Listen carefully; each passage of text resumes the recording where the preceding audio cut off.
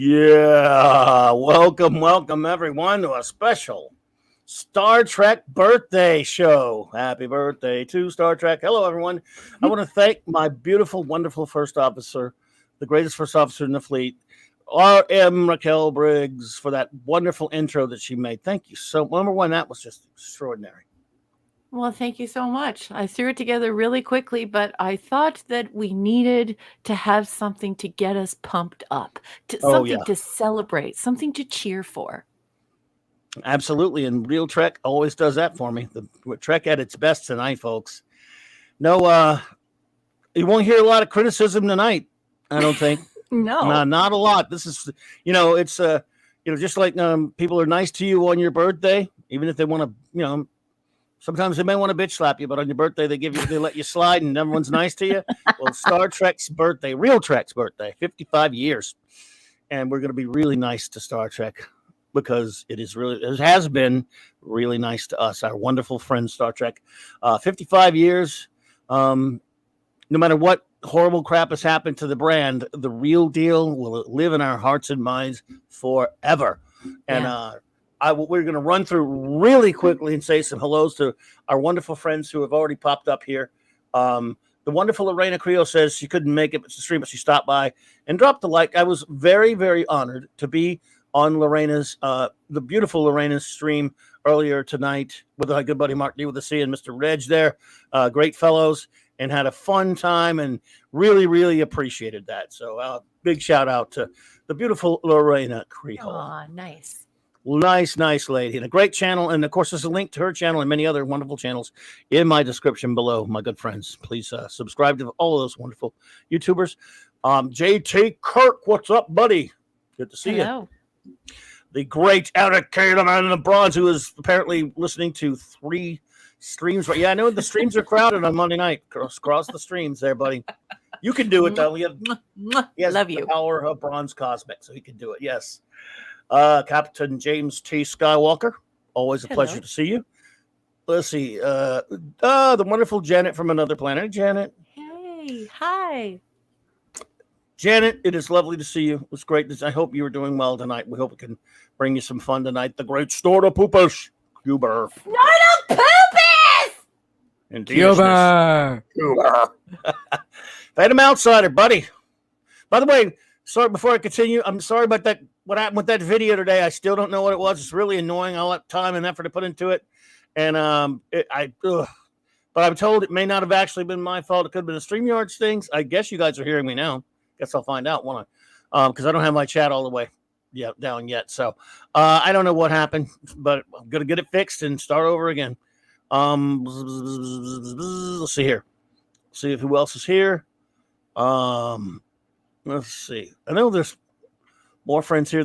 Wait, my chat's kind of wonky. Hang on a second. Hey, Scuba Pete. Scuba Pete! I love you. I love all the Petes. Good evening, Scuba Pete. Indeed. The great Steve Mitchum, brother. What's up? Hello, Conan in Las Vegas. How are you? Hey, how's Maddie? Indeed. Kal-El 48, buddy. Good to see you. Let's see here. D-Bud, brother. Hey, nice to see you. Mwah, mwah. Good to see you, man. Let's see here. Hey, Wolfie 762. Also, Maddie stood on her own today. If you're not participating in the live chat, if you're only participating in this as a podcast, Maddie stood on her own today. Oh, well done. Yay, Maddie. That 70s rock fan brother. What's up? Good to see you, buddy. Cam Loops. Look at the great Chris Persia, master of all of this French Canadian brother. What's up? Love you. Even if he is talking bad about me, making up bad things about me in the chat. Good to see you, Chris. Now both mods pick on me. What did I do to deserve this? Max Redstone, good to see you, my friend. Thank you for popping in. But we're getting there, folks. Terrell 72, welcome. Good evening. Once I get to the end of the chat thing, we're gonna get started, folks. J-Man brother. Good to see you. And again, J-Man and D-Bud and all my friends who did pop in early from that video debacle of mine. I'm so sorry. I messed it up. Or if I did, whatever happened. Sorry about that. It was really annoying. Enigmatic Drop Bear, welcome. Good evening. Nice to see you. It is great to see you. So great to see everybody here. Almost to the end. Let's see. We'd like to get everybody, even though we're not doing like a formal Saturday Night Star Trek where we get everybody names. Yeah, this is the informal one, but we just can't resist saying hello to you all. Yeah, we just wanted to give you all shouts out, but now we're going to get started. Welcome to Raquel's agonizer booth. She's been put in the agonizer booth because she has to pick out. I'm so mean to her. She has to pick out her top 25 favorite Star Trek episodes. We're going to count them down in the usual Clobberin Times way.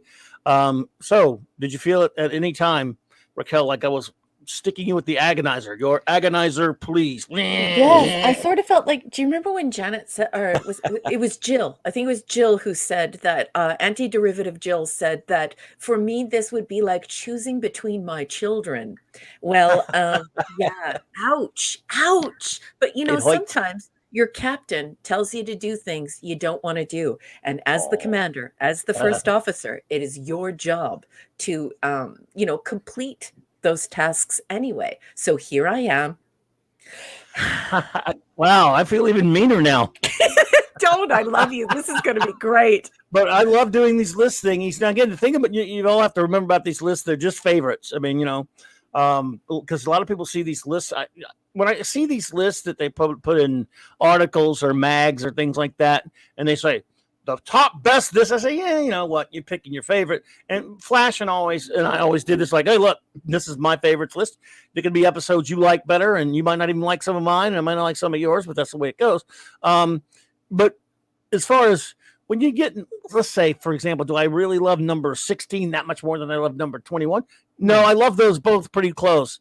When you get into that top 10, it's a rarefied air, of course. But even still, we love anything in the top 20. If it's in the top 25, we love it. There's some that didn't make it that I love.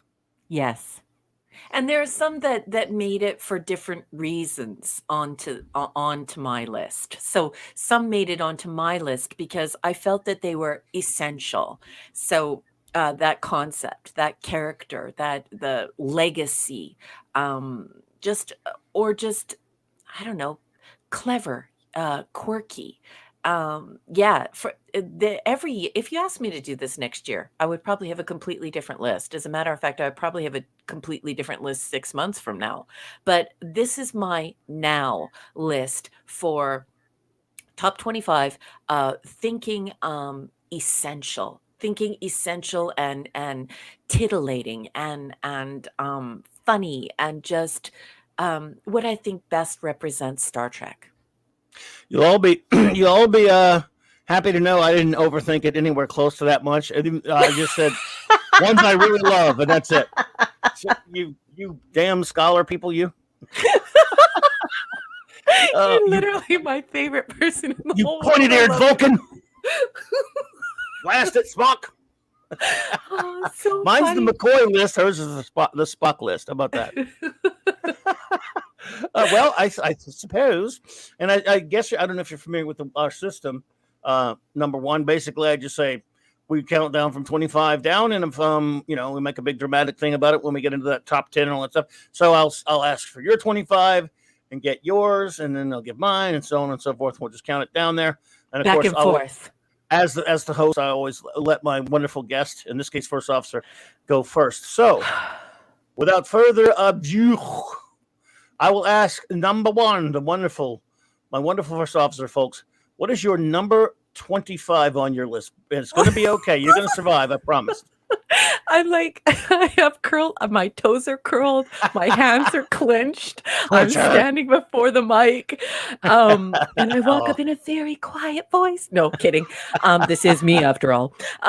So I walk up to the mic and I say, my number 25 is The Squire of Gothos. Season 1, episode 17. There's Trelane. Hello, Trelane. Love it. And just what a great episode.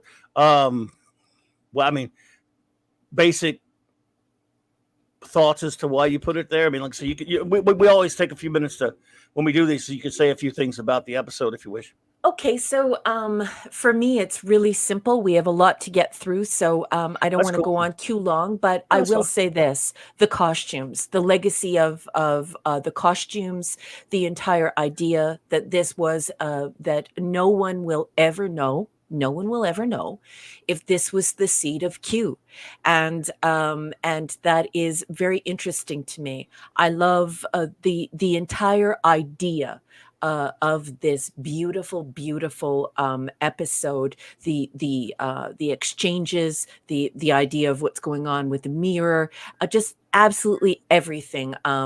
And it's just so much fun, especially when they take out those foils and they start going a little nuts with them.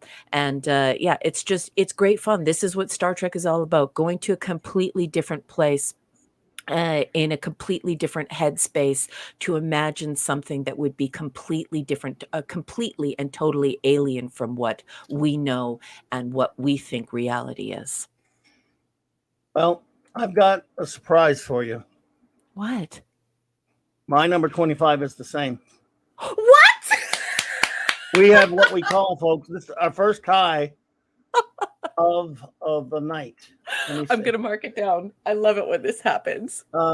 This happens to Flash and myself often, and it happened again. It just happened, yes. And I was shocked when I saw that, because of course, it's just I love this episode. It's just one of the most entertaining. It could be higher, easily higher on my list. Yes, it could have been up higher. It's one of the greats. It's so entertaining in every single way to be entertaining, especially that wonderful ending is pure Star Trek. It is.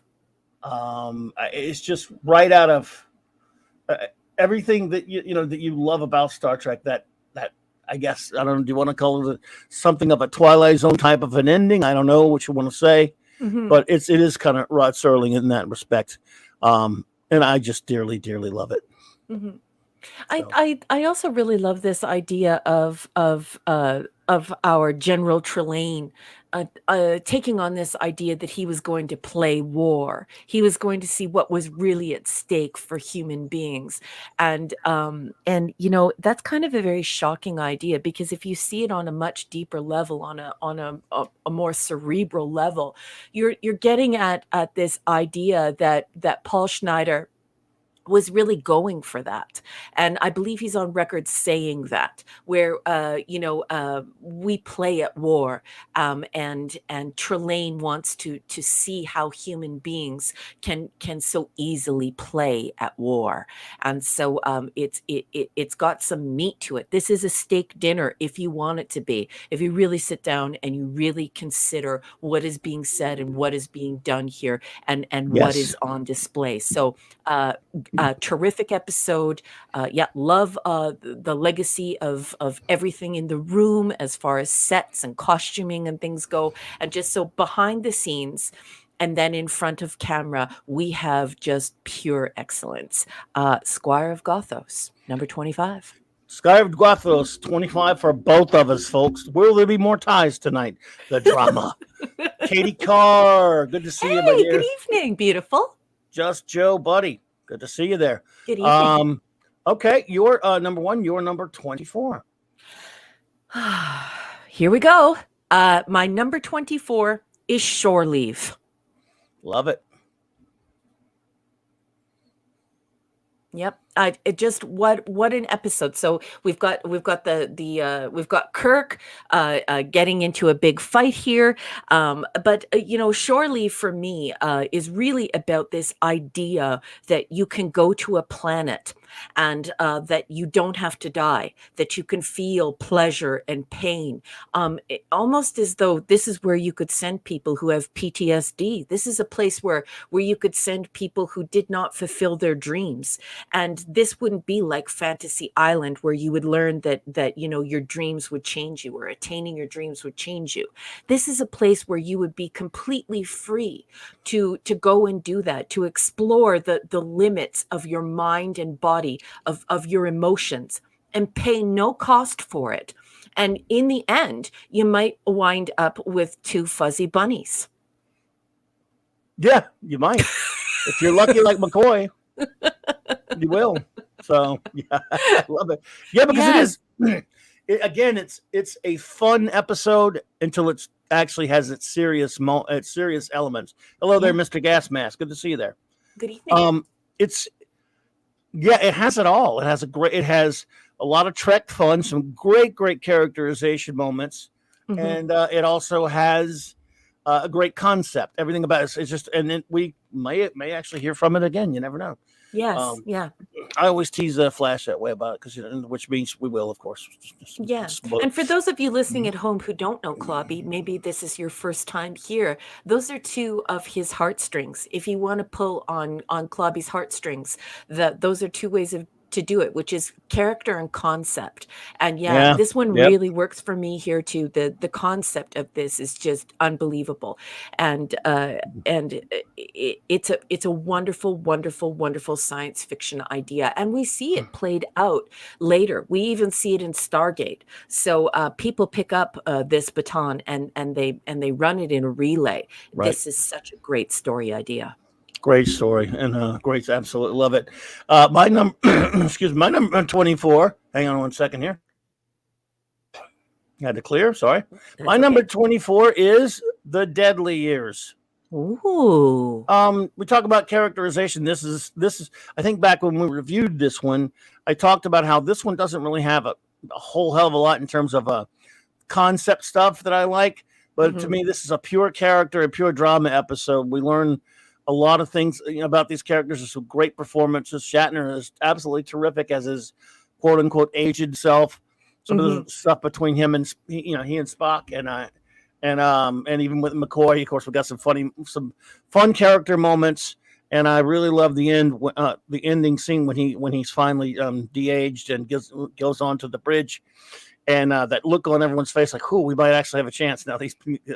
And we're in a pretty desperate situation, and it just takes Kirk like basically the flick of a wrist to get him out of a hopefully a hopelessly outmatched situation with the Romulan ships in the neutral zone by regurgitating one of his old tricks that works again on the Corbomite maneuver trick, and just a very entertaining drama, character drama for me, and I've always really enjoyed this episode. The way that he holds his mouth in this episode makes his aging so compelling. Rather than slapping on layers and layers of makeup in this episode, just his whole visage, his whole countenance, his whole gait, the way that he holds his body, he slightly curls himself up. Here we're seeing William Shatner at his best. We're going to talk later about when we see him at his absolute best, but here we're seeing him showing his serious acting chops. Absolutely agree with you. This could have easily also have been my number 24. The no overacting in this episode, and I too, as you well know, thoroughly enjoyed the leadership of Captain Kirk. And when he gets in there, just like you said, a flick of a wrist and everything is back to normal because of that charisma, that leadership, that power, the willingness to call the bluff and to put it all out on the line. And that confidence strikes fear in the heart of his foes. So here we see him conquer. And here we also see a production that is absolutely terrific. There isn't too much makeup here, and we are allowed to enjoy some acting instead of prosthetics and CGI. So my hat's off to you, Captain. Great episode pick. This is a great performance by Shatner and Nimoy, and it can't be underemphasized that Nimoy did a marvelous job. The two of them were just superb, especially like in this scene right here. Yep. I mean, I love how when Kirk gets relieved, he's old, he's messed up, he's very flawed, like anyone would be in that situation. His first concern is the ship, so he orders Spock to take command of the ship, and of course, Spock pisses him off when he says, "I can't. Only Commodore Stalker can give a command order aboard the ship," and it just enraged old Kirk.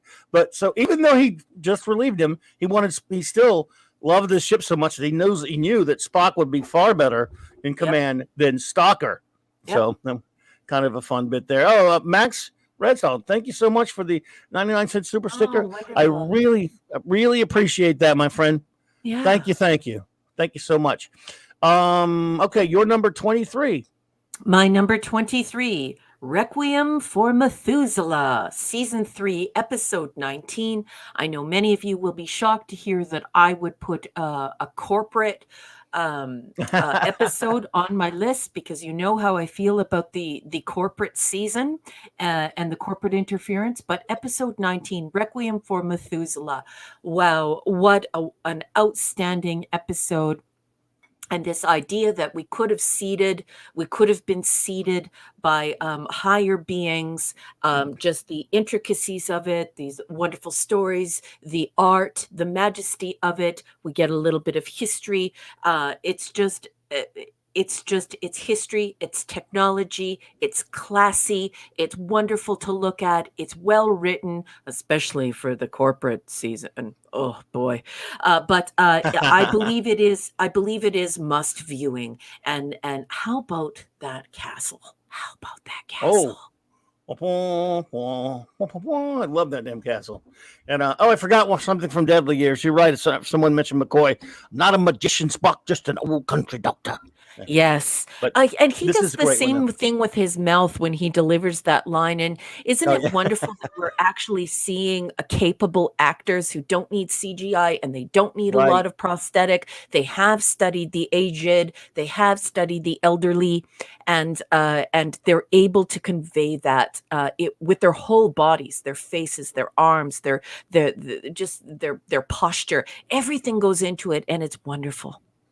Absolutely. And this is a great episode. I really do love this one. Again, like there are a few in the third season that really stand out, because, at the bottom end of the day, you still have some great, the great cast. And once in a while, they were able to manage to put something really nice together. And this is a beautiful episode. Absolutely agree. What are we at? 23? Unless you ready? You go ahead. Yeah, you go ahead, 23 boss. is The Ultimate Computer. This one was gonna make my list, and it didn't. Maybe later. I don't want to give. Can I just give away a spoiler? Hey, what am I doing, boss? You never know. That's okay. You know what? I just always have loved this episode. This is a great Kirk, character story, character study as well. And there, of course, there are many of those throughout the series. I just loved everything about this episode. Super well done, so well written, great performances, and once in a while you get a really great guest performance from someone. Yes. And this gentleman, what was his name? William Marshall, was it? Yes. I believe so. Was terrific as Dr. Daystrom.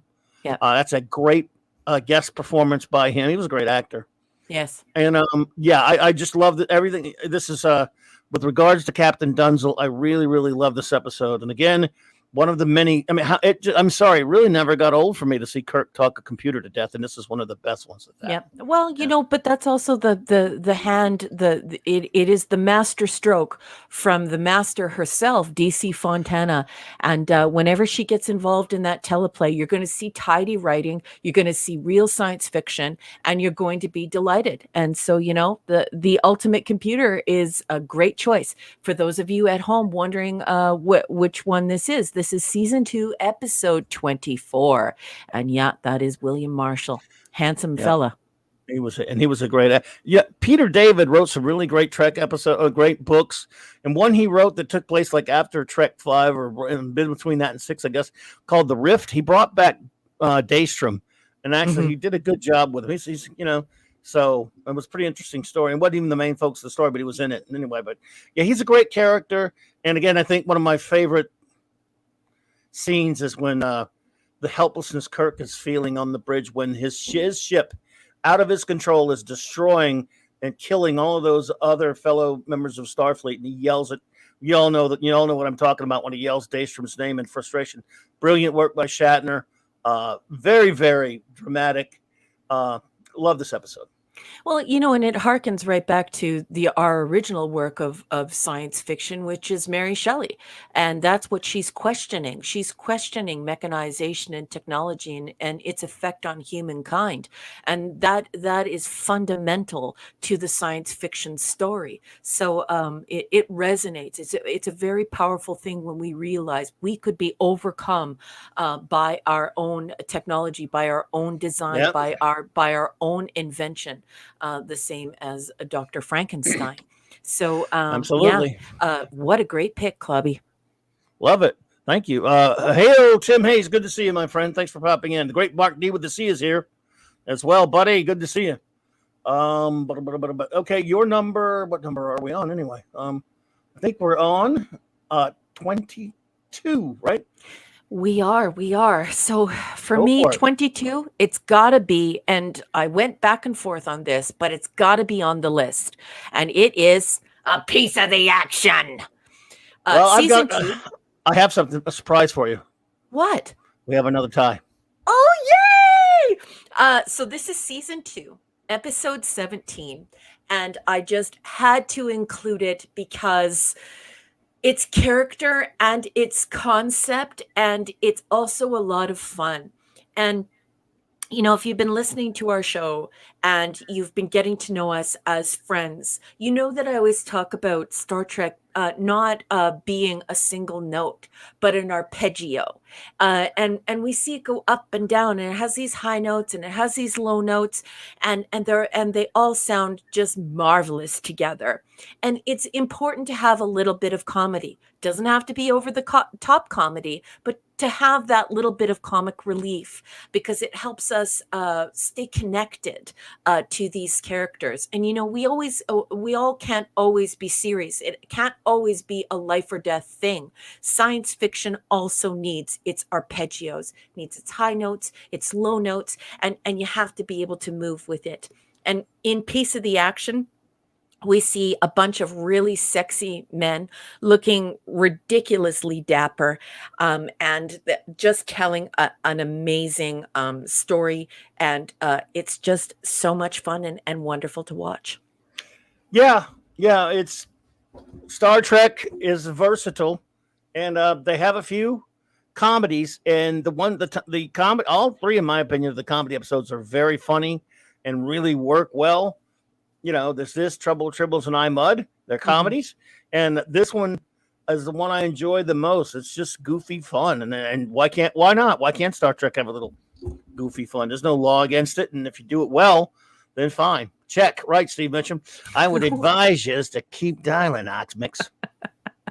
Yeah, and Vic, and who doesn't want to hear Vic Tayback screaming his head off as Krakow? But I no, love him, yeah. when I was young, I used to tell my friends, these weren't like my nerd friends and my geek friends, which were all dudes. But I used to tell my friends, they'd say, "Oh, who do you think is hot?" And I would always say, "Oh, Leonard Nimoy." And they thought I was nuts. And then I would just say, go see Leonard Nimoy in A Piece of the Action. He is a tall glass of water, just looking fine. So yeah, most enjoyable. Just absolutely love this episode. Oh, I love it too. And Krakow, Jojo Krakow. Yeah, I know Vic Bella. Tayback. They didn't offer you beans. Oh, I loved him. I love it. Again, one of the most quotable episodes too. Ask Steve Mitchum. He'll tell you. It's his favorite. Yeah, Steve's yeah. favorite. Yeah, and Anthony Caruso is great too. I mean, who doesn't love a good gangster flick? God, yeah. And it's just Right. there's just so much, so many great things are happening in this episode. It's essential. This is essential Star Trek. Indeed. And now number 21 for you. Okay. I feel so anxious doing this. Oh, don't be anxious. I don't want to be put you on the spot, make you feel bad. No. I love it. This is good. This is adrenaline, boss. This is adrenaline. Number 21 has got to be, for me, this year anyways, in the place I am right now, it has to be The Man Trap. Season 1, episode 1. Go for it. This is just such a great story. It means the world to me. I watched it when I was really young. I grew up in the 1970s. This to me was the ultimate science fiction. This was a scary monster that could completely conceal itself. There was no blood and guts. It didn't tear your head off or rip you apart and in some act of gore. It sapped you of your salt, and thus, of course, it got the name the salt vampire. But and just the way that it played tricks on the men's minds, and then it killed them.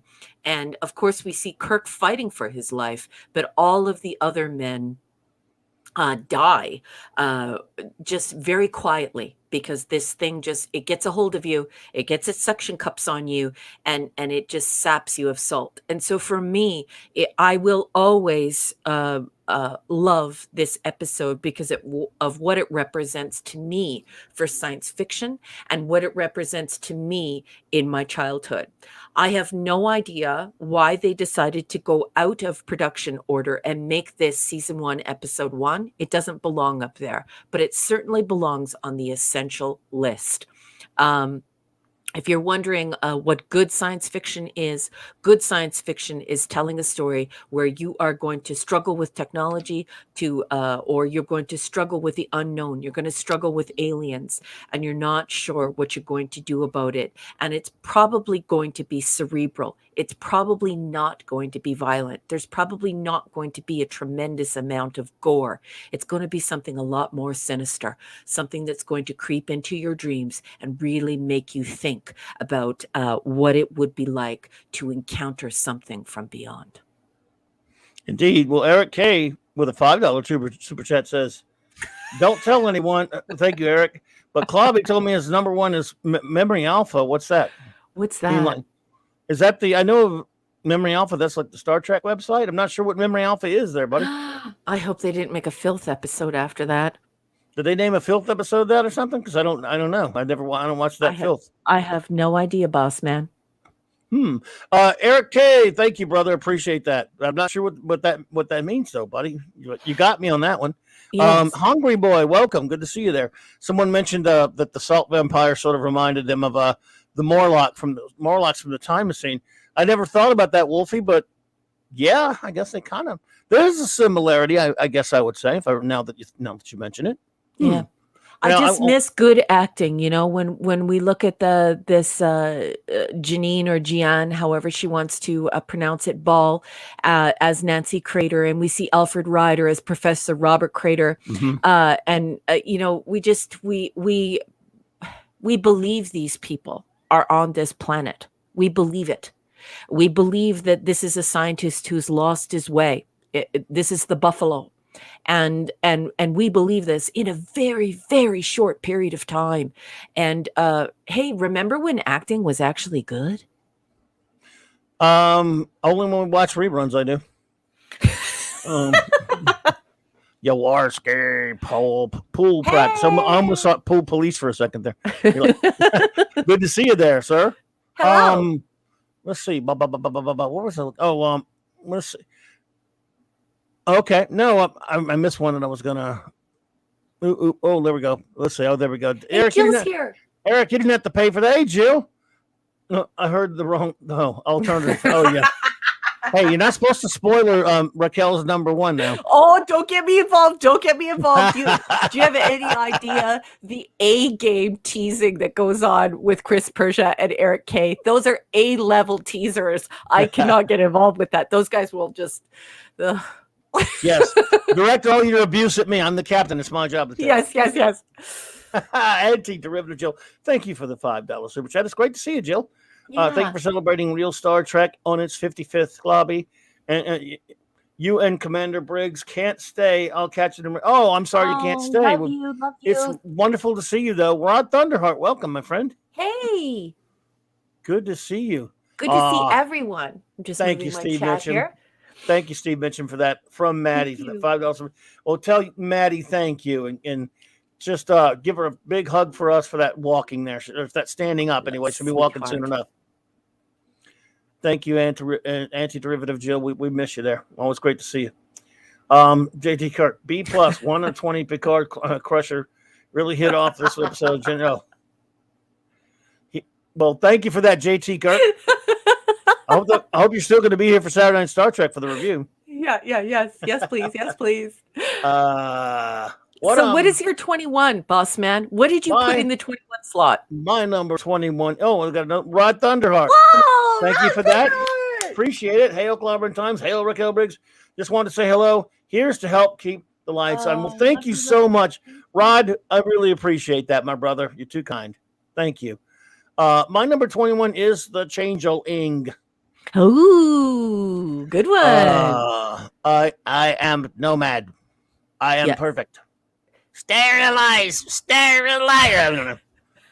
Execute your prime function. I don't know. I love this episode. What can I say about it? It's the motion picture before it happened. As people like to make jokes calling it the motion picture where Nomad has gone before. It's similar, but different. Different enough. This is just a splendid episode. A wonderful science fiction concept. It's hey, you have a floaty machine that's the size of a very, very tiny thing and can destroy galaxies and planets and all that good stuff. So I just really, really love it. Yes, Jackson Roykirk, exactly. Mm-hmm. The pre-V'ger there. Rod Thunderheart with a $10 super. Thank you so much. Rod, thank you so much. I do this to you. You're too kind, my friend. Thank you for that. Alberta. I really do love this episode, especially I don't know it's tough. It's always tough to name highlights of these great episodes because there's so many that you could come up with. The kid, was from Spock. From Scotty getting himself killed and then brought back to life. From what happened to Uhura, which was never really addressed. Nevertheless, it's very good drama. Yes, for sure. And we get Blaisdell Mackey as a sing here. So, one thing that I always love about the Changeling is that in 1967 we had sings. We had sings on television, and I think that is just absolutely marvelous. So, if you're wondering at home, The Changeling is season 2, episode 3. Indeed, it is, and I love it. Your number, what number are we at now? 20? We are at 20. I do this to Flash every time. I always forget the number, and he always remembers. So you're in charge of numbers here. You're the first officer after all, and the science officer. So you're number 20, number one. Well, my number 20 is an episode that is near and dear to my heart. It has always been near and dear to my heart. I wish that it didn't have some of the problems it does, but because I think that it could have been a lot better. I actually think that it could have been the best of Star Trek. And that, of course, is Metamorphosis. Season 2, episode 9. I just absolutely love this entire idea. The characters there, the concept is there. Once again, this marvelous idea of science fiction. It takes you to a different place. It takes your mind to wonderful places. It's cerebral, but it's emotional. It talks about humanity and literally humanity grappling with an entity, only to discover that the entity is not evil at all. And this struggle, this fear, this encounter actually turns out to be something about understanding. It turns out to be something about love. And of course, this is my Zephram Cochrane. And of course, he is absolutely gorgeous. I mean, what's not to like about Glenn Corbett? Totally good looking dude. And just the entire idea of it. I also love the whole idea of the way that they created the companion. And just the way that it happened visually before we had CGI. So definitely number 20 for me is Metamorphosis. And I sure miss this Zephram Cochrane, Glenn Corbett, Eleanor Donahoe, Yeah, and Elizabeth Rogers, her voice as the companion, I love this episode. And yeah, I think it had the potential to be in my top 5 if they would have done a little bit of a cleanup on the episode. So bravo to Jean L. Kuhn for writing Metamorphosis. I've always loved this episode. I think it's a beautiful episode. And yeah, Glenn Corbett, he's always been good. I've seen him in a lot of stuff, actually. And, yes, he was great in this. He is the one true Zephyrin Cochrane. Hey, Snail Messiah, hello, thanks for joining us. It's good to see you there. Yeah, we're counting on our top 25 favorite original series episodes in accordance with the birthday of Star Trek today. But yes, I just always thought this was a beautiful episode, and you can never go wrong with Eleanor Donahue, who I was in love with on the Andy Griffith Show. And yeah, she's terrific. It's a wonderful story. It's a wonderful concept, and there's even some fun bits with Scotty and Uhura on the bridge. I enjoy in this episode. It's a thoroughly well done, entertaining, and a touching episode as well. Yeah, it's just wonderful. Yep. Very romantic, but romantic in a science fiction way. And as you know, Clubby, because you know me quite well, I like it to be romantic, but I like dignified romance. So yeah. I mean, sometimes it's good. I mean, as a guy, like I say, we don't like to see it as much, but sometimes it's all. And this, well, it's essential to the story right here. It is, and they keep it dignified, and I don't like it when it gets too sappy and space romance, space opera kind of thing. I don't, as you well know, I don't enjoy that. I like my science fiction pretty pure science fiction, but here, just the way that Zephyrin Cochrane and the companion are, it's just absolutely marvelous. Romance without the romance, which is right up this commander's alley. Love it. Love it. Love the episode. Well, my number 20, we're 20, right? My 20 is Arena.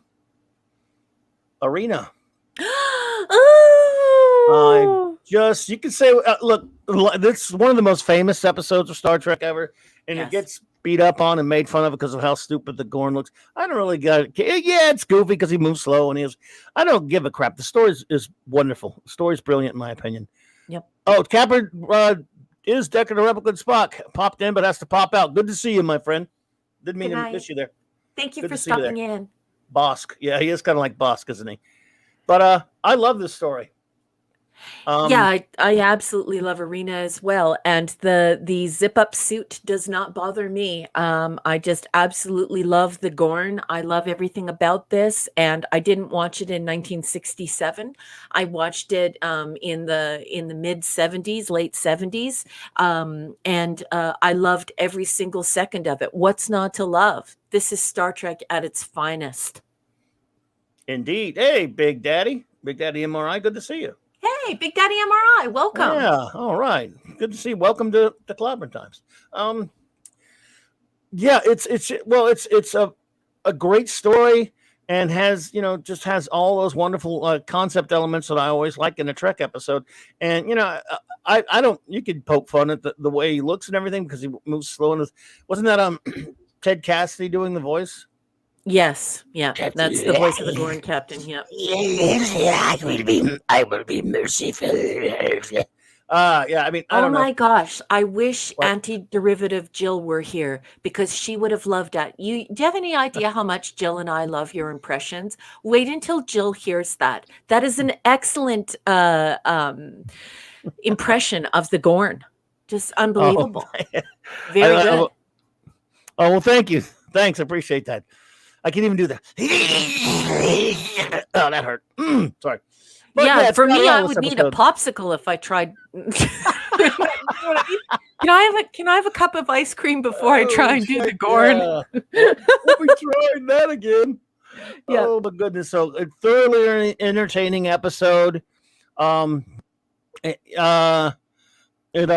Just well done, and I'm trying to think. The scene at the end with the Metrons, of course, when Kirk easily could have killed that thing. Yep. Top notch and a classic. What more need be said? So, in accordance with that, what is your number? Where are we?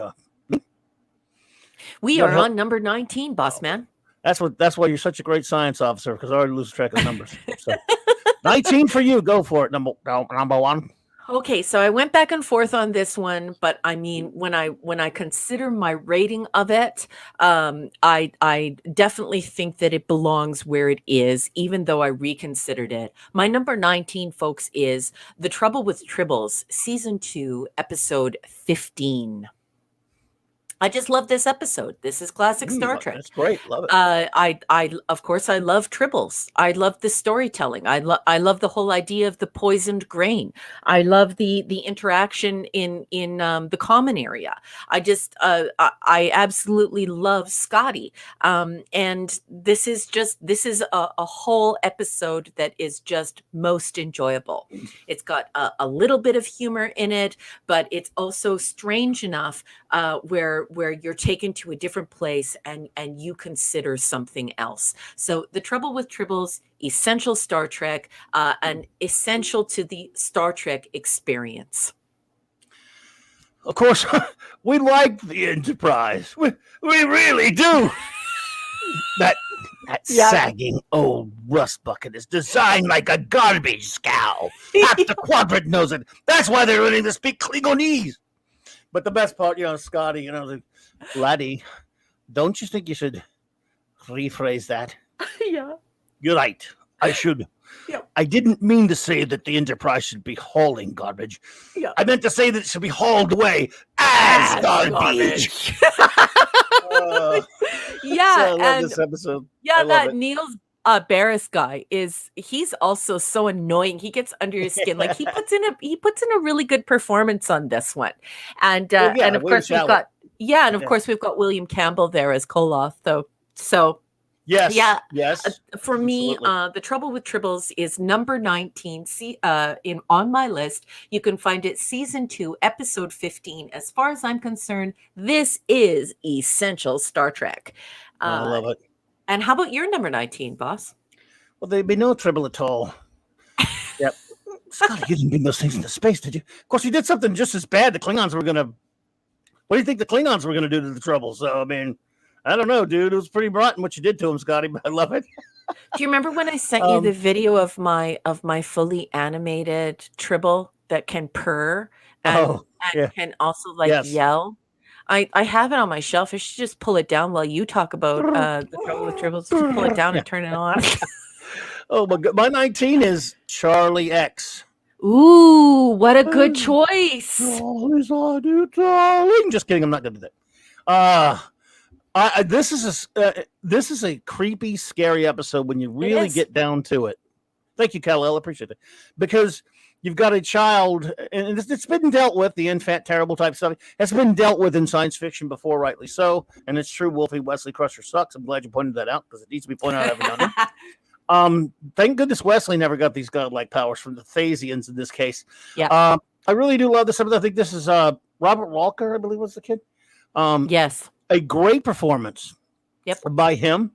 I just, again, one of my favorite things about this episode is very entertaining. Kirk is he had to show some big ones on this one because this guy can wipe you out. This guy can just do he can't just make you disappear. He can do really horrible things if he wants to.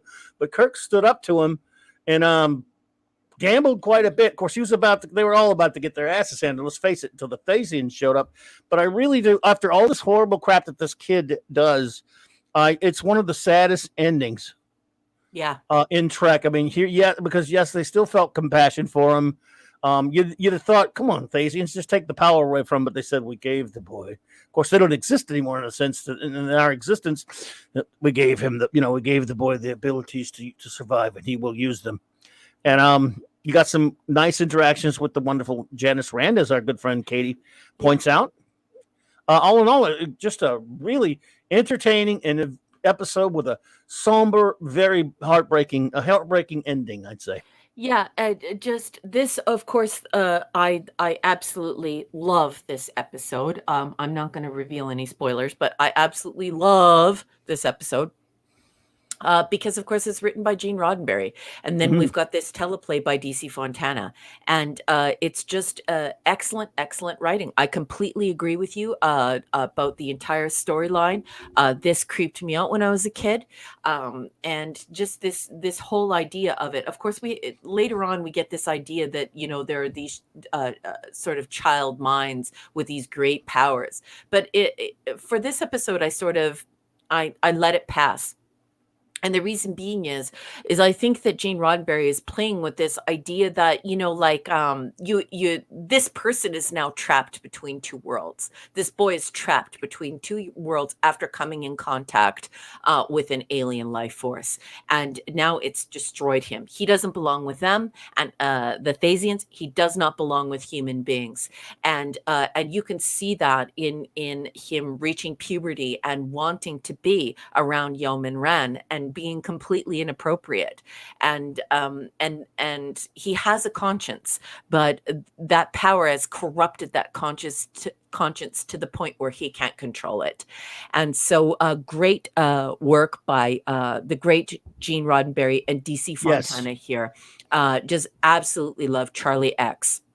And if you're keeping score at home, folks, that is season 1, episode 2, Charlie X, and that is my boss's number 19. What a great, one to open up with or come out, or even though they jumbled the order, but still great to come out of the box fairly early with one like this. It was truly remarkable. And thank you, Eric K, for the $5 super chat. Thank you, sir. Thank you, Eric. So yeah, number 2.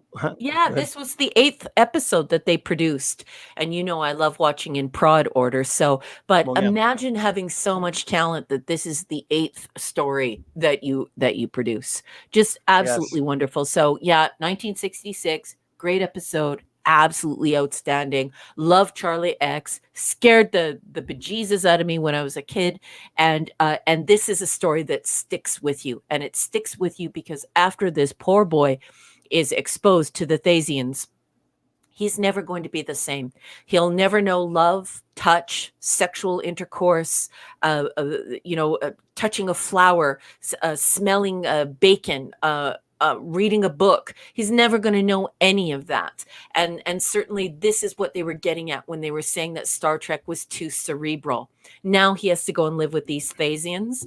And there is no touch. There is no love. There is no compassion. There's no scent of bacon, or can I have a double cheeseburger, or the touch of someone's lips on your mouth, or somebody tickling you. Like, this is really scary. Someone very young was exposed to an alien race, and now they're never going to be the same, and they don't get to be human anymore. So cerebral, scary, well acted, absolutely wonderful. And of course, we have our wonderful, wonderful Grace, and it's just, outstanding episode. Love it. Eric K with a $5 super chat. Thank you so much, Eric. Clobby's number 2 was Justice, another Wesley episode. This is one of his life-size cutouts in Clobby's room. Yeah, Brendy Bakey. Yeah, she was fantastic. Let's see here. Where are we at? Thank you, Eric. Appreciate you, brother. Like, you had to hold the chat up there, so I don't know what's anybody else popped in. Bop. Okay, your number 18, number 1. My number 18, everyone, is, and this is going to shock everyone, because once again, I've got a little S3 here. So hold on to your hats and pull up your shorts. Hold on to your butts. All Our Yesterdays, season 3, episode 23. I can't help it. I love it. I mean, it's Spock in a fur coat. This is really about the concept for me too. This idea of being able to harness the power to go back into the past and to leave people there, to imprison people there, or to escape there. Just that whole idea that you would have thousands and thousands of years to choose from, and tens of thousands, millions of years to choose from. And now that your planet is dying, this is the stop you get to go to. I mean, it's just, once again, this is science fiction for me. This is the whole reason why I love science fiction. I want my brain tickled. I want to feel something different, to know something different, to be in awe. And this is such a great idea, and just I love the concept of this, and of course, Marriott Hartley as Zarabeth. She's just absolutely beautiful, and of course, I love Spock. Can I have one of those fun first, please? Yes, you can. I'm on it. Was it the Peter David? Oh, was it Peter? I know Peter David wrote a lot of Trek novels. I guess, yeah, he wrote a couple. I thought it was A.C. Crispin that wrote the one about Yesterday's Sun, which was sort of a sequel to this. But apparently Peter David wrote some too, according to the great Monk to Deal with the Sea. And he said they were really great books that he wrote on that. Yeah, on this episode, I had the photo novel of this one. Yeah.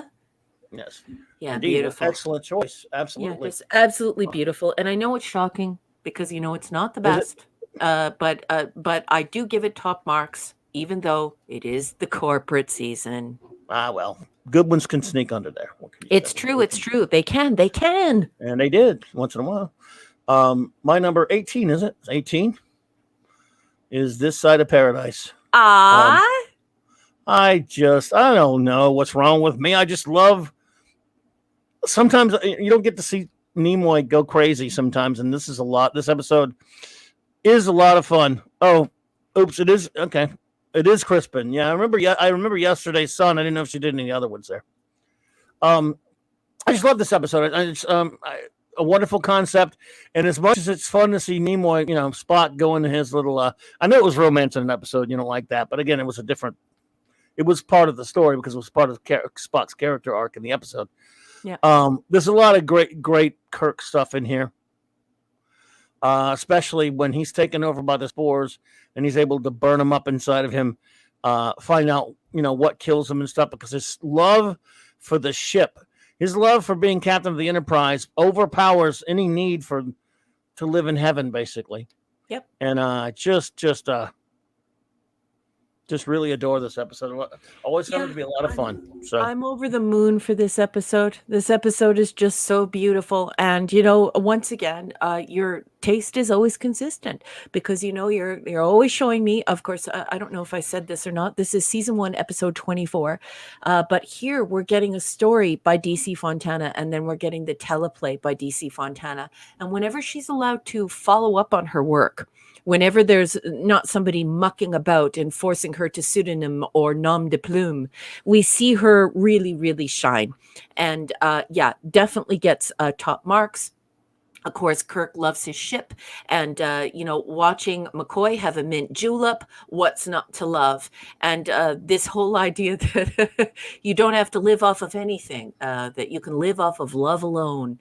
It's just it's a really, really nice little place to go in your mind and consider what this type of existence would be like. And I just absolutely love this episode. And of course, I doff my cap to the great science fiction author, DC Fontana, of course, Dorothy Fontana.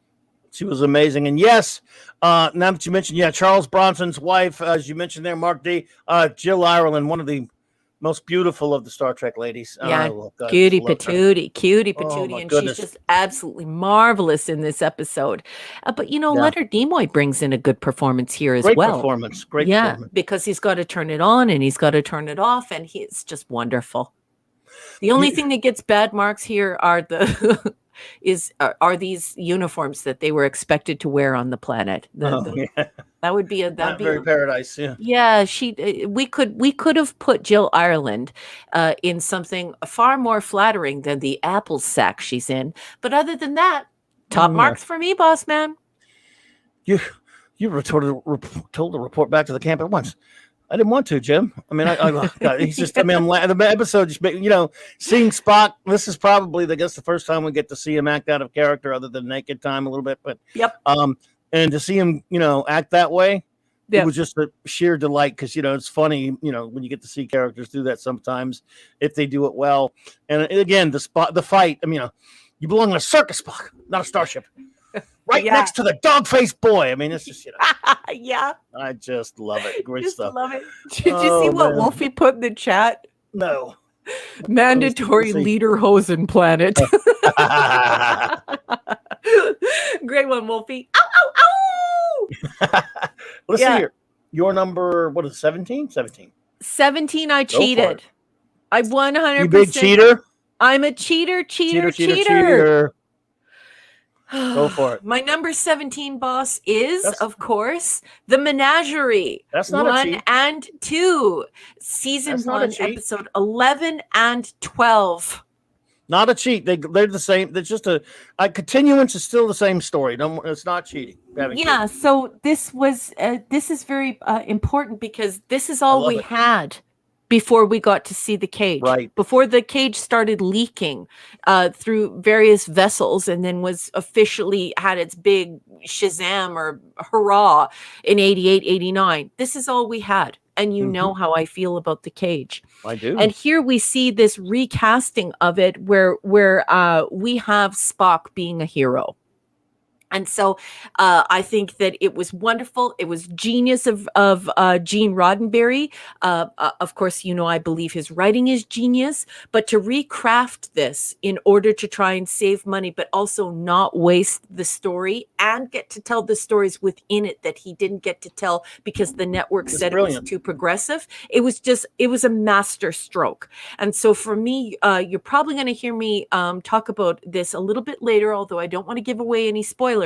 But the Menagerie 1 and 2 just absolutely blew me away when I was young, walking around thinking about these Telosians, watching it really late at night. I came from a family of very, very modest means, so we did not have a color television. I watched this in black and white, which made it even scarier. And just the Menagerie is a masterstroke. It is a masterstroke within the story, and it is a masterstroke of storytelling outside of the story. How to make sure that you can get past these executives that won't let you tell the story you want to tell. So in the story, we have heroes. We have fantastic expert storytelling. And outside of the text, we have Gene Roddenberry harnessing his power for good and making sure that story, he drives that story in. And you get two stories, really. Yes. In a sense, which is 2 for the price of 1. We may hear from it again. You never know. Yep. It's possible. Yeah, we might. We just might. Love it. You never know. I do that to Flash all the time. We can go quickly through my number 17 because we've already talked. I mean, my number 17, we already talked about it, the shore leave. I just dearly love this story so much. It's one I can watch. Well, anything on this list I can watch over and over again. Yeah. But just one of the ones I could pop in there and feel good. It's one of the, I think shore leave, qualifies as what I would call a feel good episode. Yes. And that's a high compliment. Hey, Michael Beacom. Hey, Michael. Good to see you there.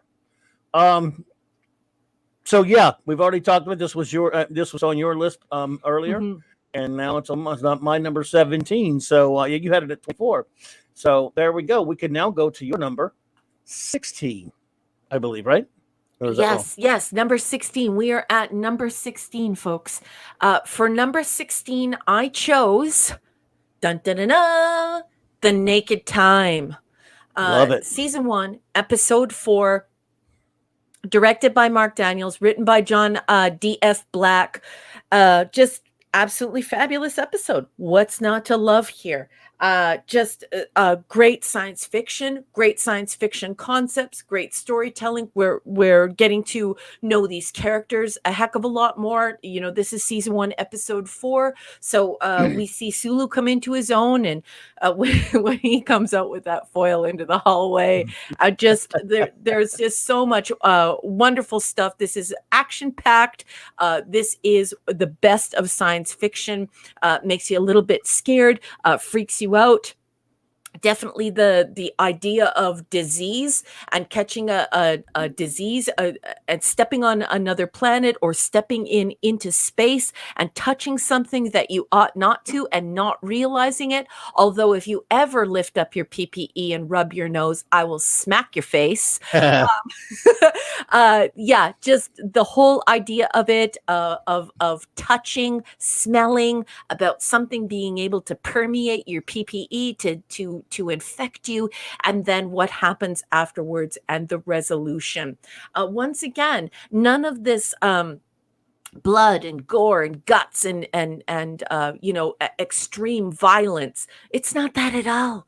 It's something a little bit more insidious, and because it's something you can catch, and then once it's inside of you, you are in deep trouble. And can we just talk about the PPE outfits here? Everyone here already knows. If you know me, you know I've always wanted to cosplay it, but they don't make those shower curtains anymore. Damn. Damn them for not making the shower curtains. Right? Oh yeah, they were something, weren't they? Yes. Well, I love this one, and again, just a teaser. You may hear from it again tonight. You never know. You just never know. I can never resist that. What are we at? 16? We are, boss. My number 16 is Errand of Mercy. Ooh. Wow. I don't know. But John Colicos, what a terrific performance. We finally get to see, this is, I guess, really our first time to see, of course, to see the Klingons and, yep. The beatnik Klingons at this point. But what a terrific character he is, and just the Organians, of course. What do I have to say about? I mean, what can you say? To me, this is just a brilliant science fiction story with two remarkable performances by both Shatner and Colicos. Well, of course, Spock's there. I mean, there's so many wonderful elements to it. And again, you have one of those things that I love in Star Trek that I talk about all the time. This concept of this ending, where these peaceful people turn out to be not people at all, or at least anyway we define life. Yeah. Not life as we define it at all, Captain. Yeah. Pure energy. Yep. Pure thought. Yeah. I just love this one. Wolfie's Baltar. The first Baltar. Yes. Yeah. Baltar and a Baldric. Yes. Yeah, so if you're keeping score, folks, this is season 1, episode 26, and it was written by Gene L. Kuhn. I have to agree. Absolutely marvelous episode. When you think you're in control, that's when you find out. When you think you're most in control, that's when you find out you have no idea what you're talking about, and you're not in control at all. Indeedishness. Absolutely. And even though there's no McCoy, you watch it, you almost don't. And how do you never? It's almost impossible. If there were too many episodes strung together without McCoy, you would definitely miss him. But you got through this one without him, and I just, because and I love it. Yeah, just absolutely. Yeah, the Organians. They're the entire idea of the Organians is just wonderful, because usually when you meet a species like the Organians, they have a tinge of evil to them. So what they wind up doing is they wind up experimenting on you, or making you experiment on others so that they can learn just what you're up to, right? Think of like Nagilum. That's the extreme of this, right? The mulligan backwards. Whereas the Organians here, they just abstain and they observe until they just say, no, not anymore. And that is true, terrifying power, and message sent, message received, Gene L. Kuhn. Great writing. Great writing indeed. Your number, I believe we're at 15. Yes, we're at 15, boss man. Go for it. 15. Go for it. Okay, well, we've been here before. We're very close on this one, Captain. But for me, it's the Arena. Season 1, episode 18. I love the Gorn. I have a giant Gorn in my family room, almost life size. It's a poster. I'm saying that because some of you know that I have animatronics in my house. I do not have an animatronic Gorn. I wish I did. Hook me up if you know. But we discussed this, so I won't revisit it. But I absolutely love the Arena. I'm not put off at all by the suit. I love the storytelling. I love the concept. Of course, we're here at these Velasquez rocks again. I love the idea that we're on an asteroid, not a planet. That's a little known fact that people get mixed up about this episode. And they're sent to that asteroid to fight. it's just absolutely wonderful. It does not get better than this. This is essential Star Trek storytelling. I absolutely love, love, love the arena. Love Arena is and your impression of the Gorn. I will be merciful, Captain. That's the only line he says, just about. Yeah, when you're young and you're learning how to make a gun or learning how to make a cannon, like you're fascinated by it, especially if you're Gen X like me. Gen X, when you grew up with those caps, you know how you'd take a rock and you'd smack the caps if you didn't have a cap gun, or if you broke the hammer on the back of your cap gun. I'm sure all of you know about that, because they did not make the hammer on the back of the cap gun really tight. So just even watching him take that bamboo tube and making the gun, it's great. It's just so great. It's just so much fun. And I love me a good monster movie, and the Gorn is top billing when it comes to monster movies for this gal. And it's, again, more great stuff with the character of Kirk, where he was very, very pissed off at what they did to Cestus 3. Yeah. And he was ready to kill these. He wanted to blast them. He saw blood. Yeah. And yet it's, shows that, the way, how evolved we are in Gene Roddenberry's, world of the 23rd century. Yeah. I know it was 22nd at the time, but it's now revamped as 23rd. And how he got over that. He got past that. Yep. But he could have easily just killed the Gorn. So I love it. Yeah. And the chat is exploding with hysterical comments. Yes, Hungry Boy says the cap recollections, the little disc guns. Yes, Hungry Boy, that's exactly what I'm talking about. As you can tell, I was a tomboy. I didn't have dolls. I had microscopes, and I went down to the pond and took water samples, and I definitely had a cap gun. And when it broke, because you had to buy one at the Red Rooster, you had to use the rock. Big Daddy MRI says made gunpowder. Yeah, exactly, right.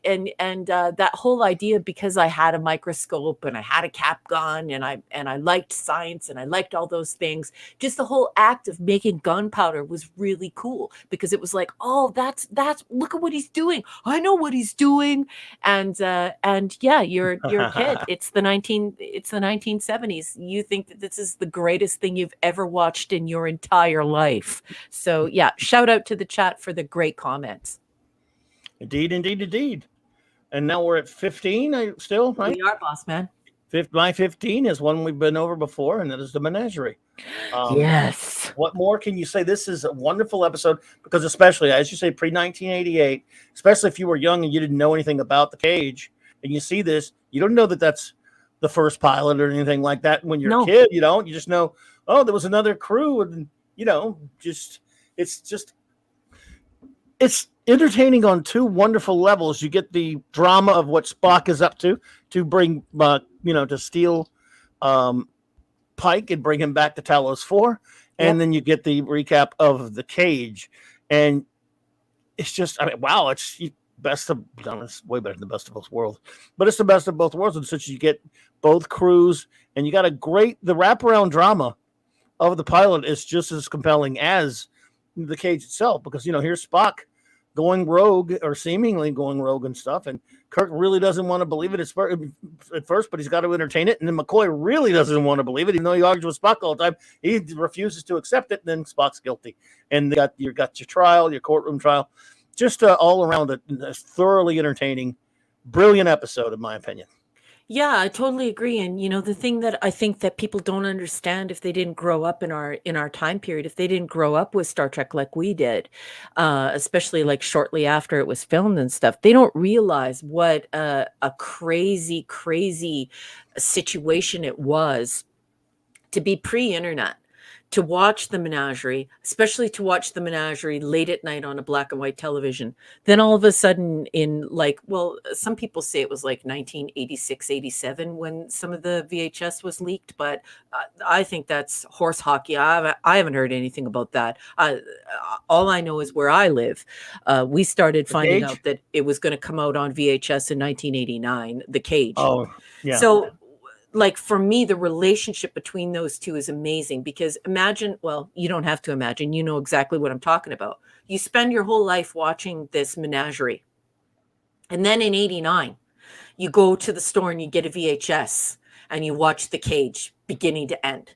It is the craziest thing. It's like going to your favorite chapter of a book and you read that chapter, and then somebody goes and says, I'm going to write a whole story about this chapter of the book. So every single little tiny question you had and all the nuance isn't lost once that 89 version comes out. So it just blew my mind. Oh, Clobby, it blew my mind when I was young. I thought it was just amazing. Of course, in 1989, I wasn't young, but I'm talking about like just the whole process of it. Do you know what I mean? It's just really Yeah. super.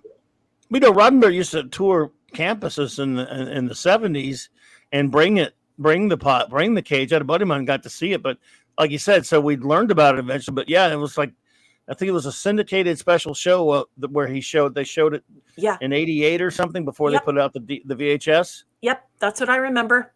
That's what I remember. In 88, he did, and he stands in front of the transporter pad, and he's like, some people thought that Star Trek was going to cause problems, that people were going to hate it, that we were going to have hate mail. They were wrong. And like, we didn't get a single hate letter. Star Trek is about going into the future and being the best that we can be. And he just goes on and talks about it. And then of course he let it run. And and then in 89, we got to buy it on VHS. But it's very trippy for me that you watch the Menagerie and then all of a sudden you get the Cage and you're like, this is the coolest thing ever. Oh yeah, I got it. I love it. Steve Orton, it's good to see you there. That's right. Caballero Mendez, Malachi Throne was false face on Batman. Supposed to be Two-Face, but it didn't work out that way. But I have an announcement for you, number one. What? Well, our next one is number 14, and we have our next tie. No way. We did? We chose the same one? Yeah, we've had it's the third tie so far, I believe.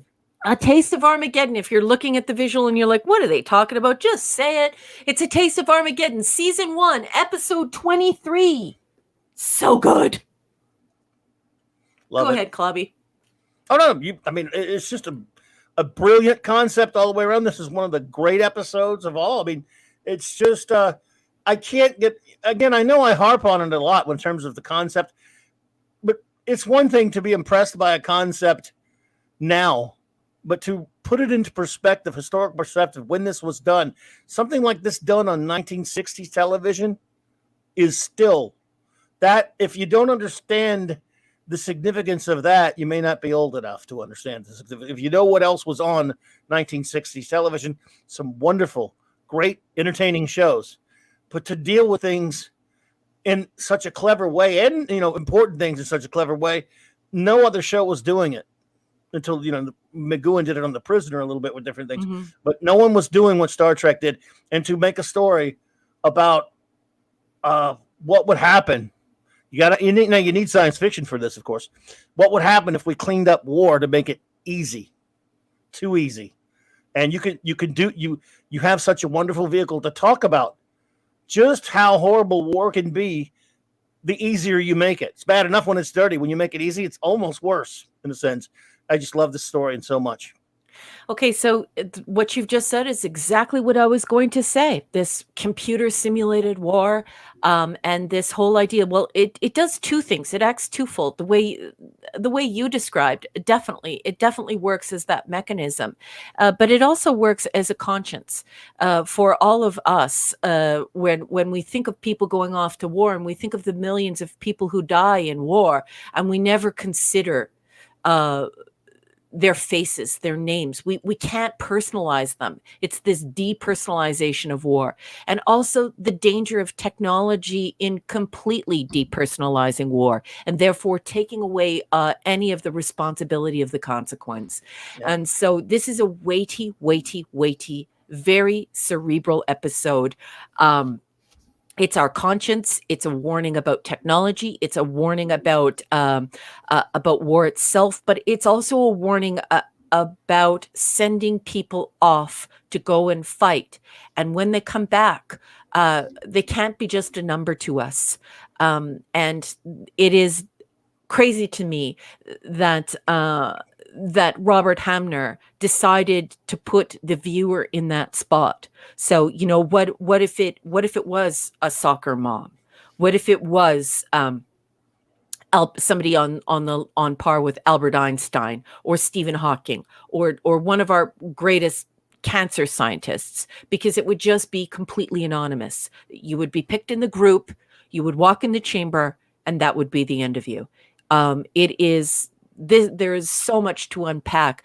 You could actually write a scholarly manuscript on this episode. It is just absolutely marvelous. When we look at what happened in recent wars and the way that we deployed technology, it's certainly a great prediction here and a great warning here, all the way back, sending its echoes all the way back to 1967. Beautiful. Taste of Armageddon. If you've never watched it, it is season 1, episode 23, and it is magnificent television. Absolutely. Matthew Pounder, good to see you. I'm informed that we have 3 Steves. I'm not sure why we're being told that now. Oh, my goodness. These are the Steves I know. These are the Steves I know. These are the Steves I know. These are the Steves I know. There's some really bad Canadian singing from Kids in the Hall, which is, the singing's supposed to suck, so I do apologize for that. It was wonderful. Everyone loves it. Are you kidding me? That's why do you think they would try to bait you into doing it? Why do you think the Steves show up in droves to hear it? What's wrong with you? It's $5 super chat for Eric K. Thank you so much, brother. Really appreciate you, man. Little known fact, Raquel is the proud owner of all of the orangutan private hairs used for Lazarus's beard. You remember that, Eric? I love you, Eric. I can't. Even I don't remember that one. Wow. That was a funny night. That was an extremely funny night. And I love you, Eric K. Love you, sweetie. Oh, my goodness. Number 13. Number 13 is a surprise, I think, for me, but not in a way. It is another season 3, and I'm going to somewhat defend my choice. My number 13 is Unlucky, and I picked the Tholian Web, season 3, episode 9. It's a great one. Nothing to defend. It's great. It is another one from season 3. I think I only have 2 of them. No, I have 3 of them. This is such a cool concept. And of course, we see this in TNG, this same idea, and just what's not to love, and the whole idea of the Tholian people is just, it's absolutely incredible to me. It's just mind blowing. If you've never watched this episode, please sit down to season 3, episode 9, even though it's the corporate season, and watch the Tholian Web. Well, I love it. It's a great one. Yeah. Absolutely. So good. Such high-minded concepts reaching for mathematics, reaching for otherworldly things that don't have the corporeal form we're expecting. Right. What reaches back may not be humanoid. A lot of great Spock McCoy stuff in there as well. Mm-hmm. Yes. Love it. That's the highlight of the episode. Yeah. Wonderful stuff. My number 13 is Where No Man Has Gone Before. Ooh, so good. I love it. I mean, look, just I don't know.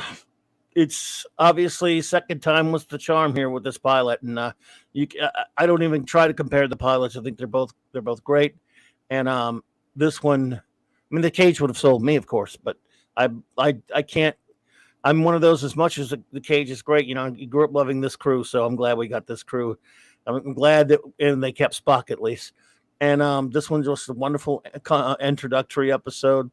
It makes you kind of sad that Gary Mitchell, who's such a good character, doesn't come back or doesn't come back to normal. But in a way, gives the episode a lot more impact that he doesn't, even though Gary Lockwood's really good.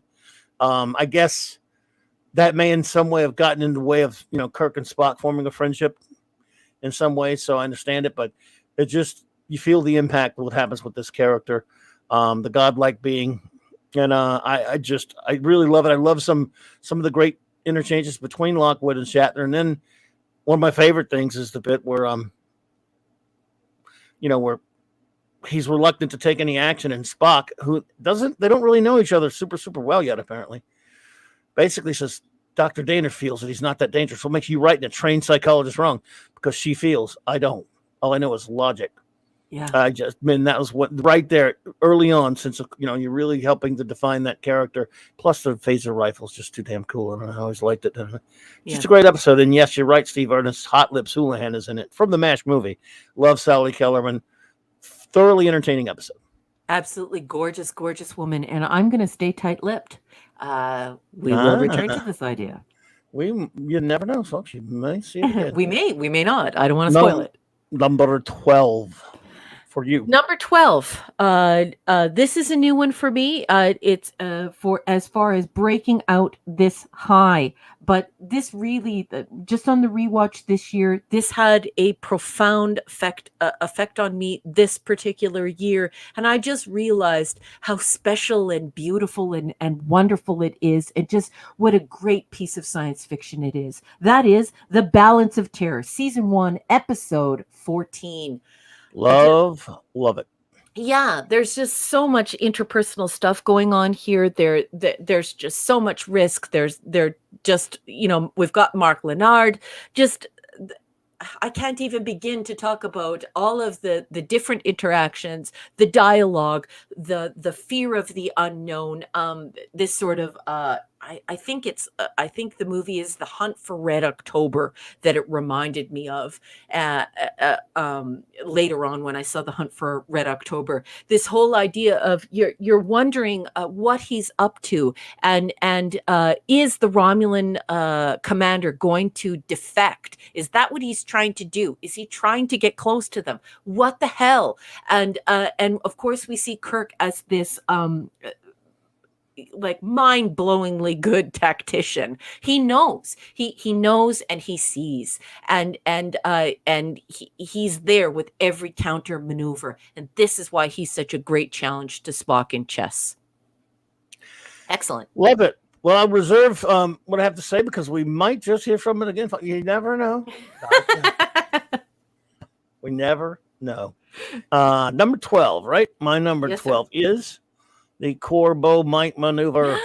Dun, dun, dun, dun. I just okay. This one has it all, folks. It has the tension, very similar to Balance of Terror in some ways. Actually, it has the tension, the suspense. They're meeting this new life form, this ship, and it's belligerent. They think that they're in a lot of trouble, and then they, just a wonderful build up to a wonderful ending that is very Star Trek.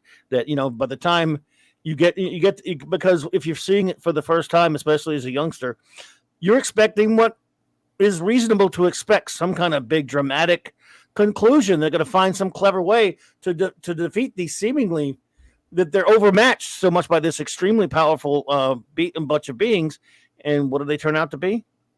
This peaceful little, delightful little being who looks like a child, but is, of course, a highly intelligent being, played by Clint Howard. Yes, the Benjamin Button of Tranya. Yeah. Tranya. Just a brilliant story.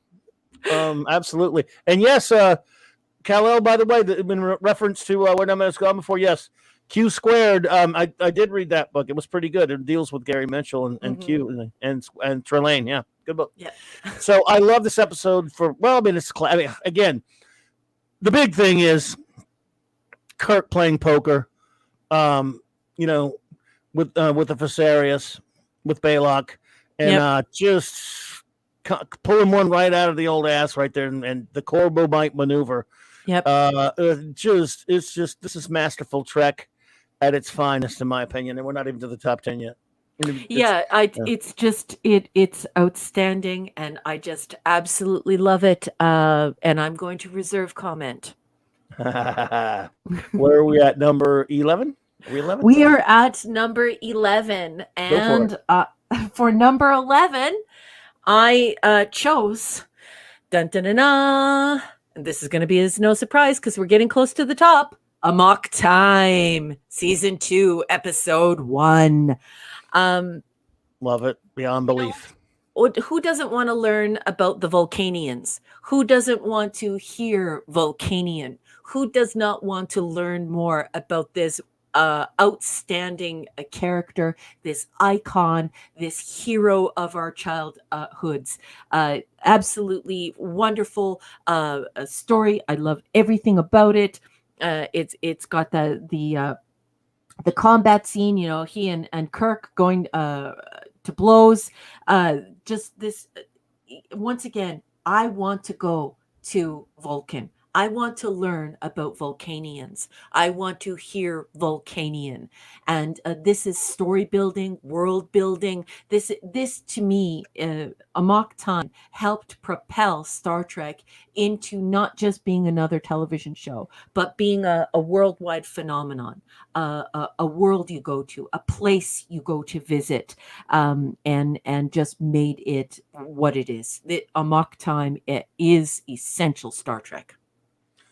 Well, you're going to be hearing this a lot over this next part of the list, but we could hear from it again, so I'll reserve judgment. And that was 11, right?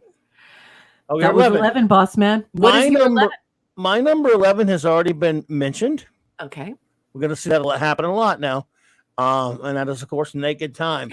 Yay! Just a brilliant character episode. You said it all. We didn't have to spend a lot of time on it. This episode is absolutely brilliant in every single way, and it's very early on, and it does what the terrible remake of it called The Naked Now could not do. It does help build character early on and flesh out characters early on, and I don't even know if it was done for that intent. Perhaps it was. I simply know that it is just a remarkable episode that has some great dramatic moments in it. I just love it. We don't have to go too far in it because you pretty much covered it on yours when it was on your list there, and I love it.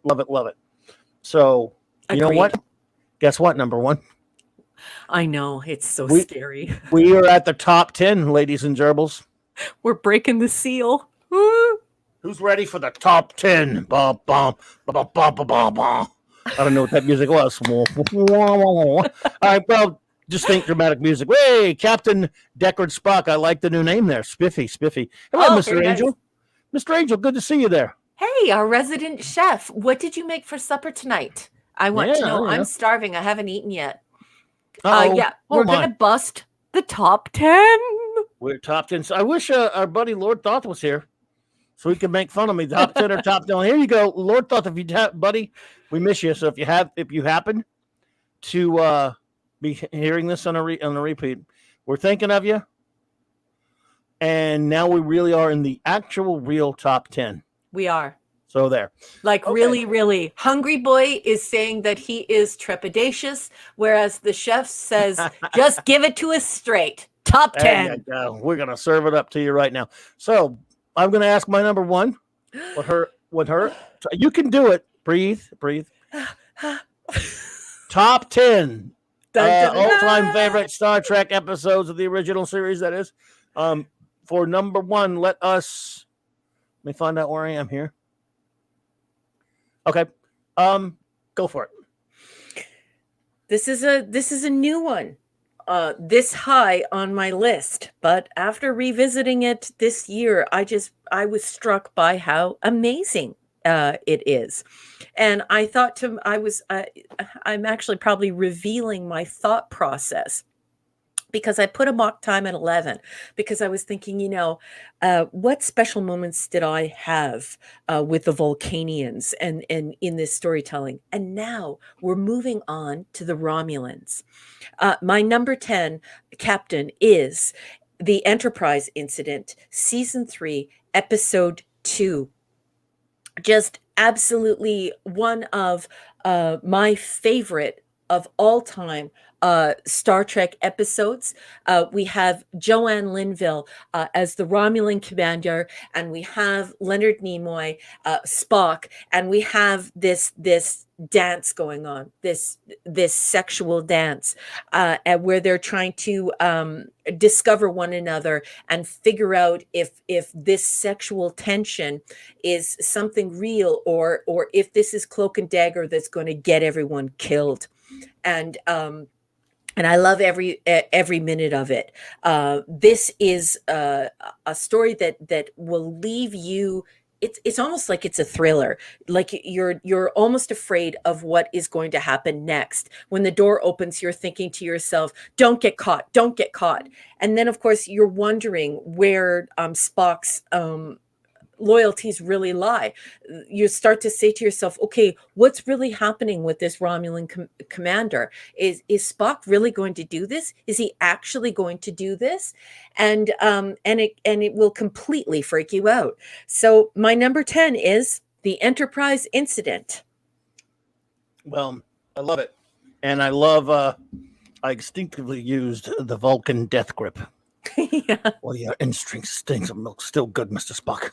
The captain is dead. Again, just it was fun that I like that they were on the secret mission and everything to steal the cloaking device. And you can't. One of the funniest scenes in Star Trek of all time for me personally. Yeah, it's got to be up in the top for me. It's when Scotty sees Kirk in the Romulan ears and makeup. Yeah. Captain Kirk. Well, you look like the devil himself, but as long as you're alive, what's it all about? I just love the look on James Doohan's face. It's perfect. Yeah. It just makes me bust out laughing every time when I see that scene.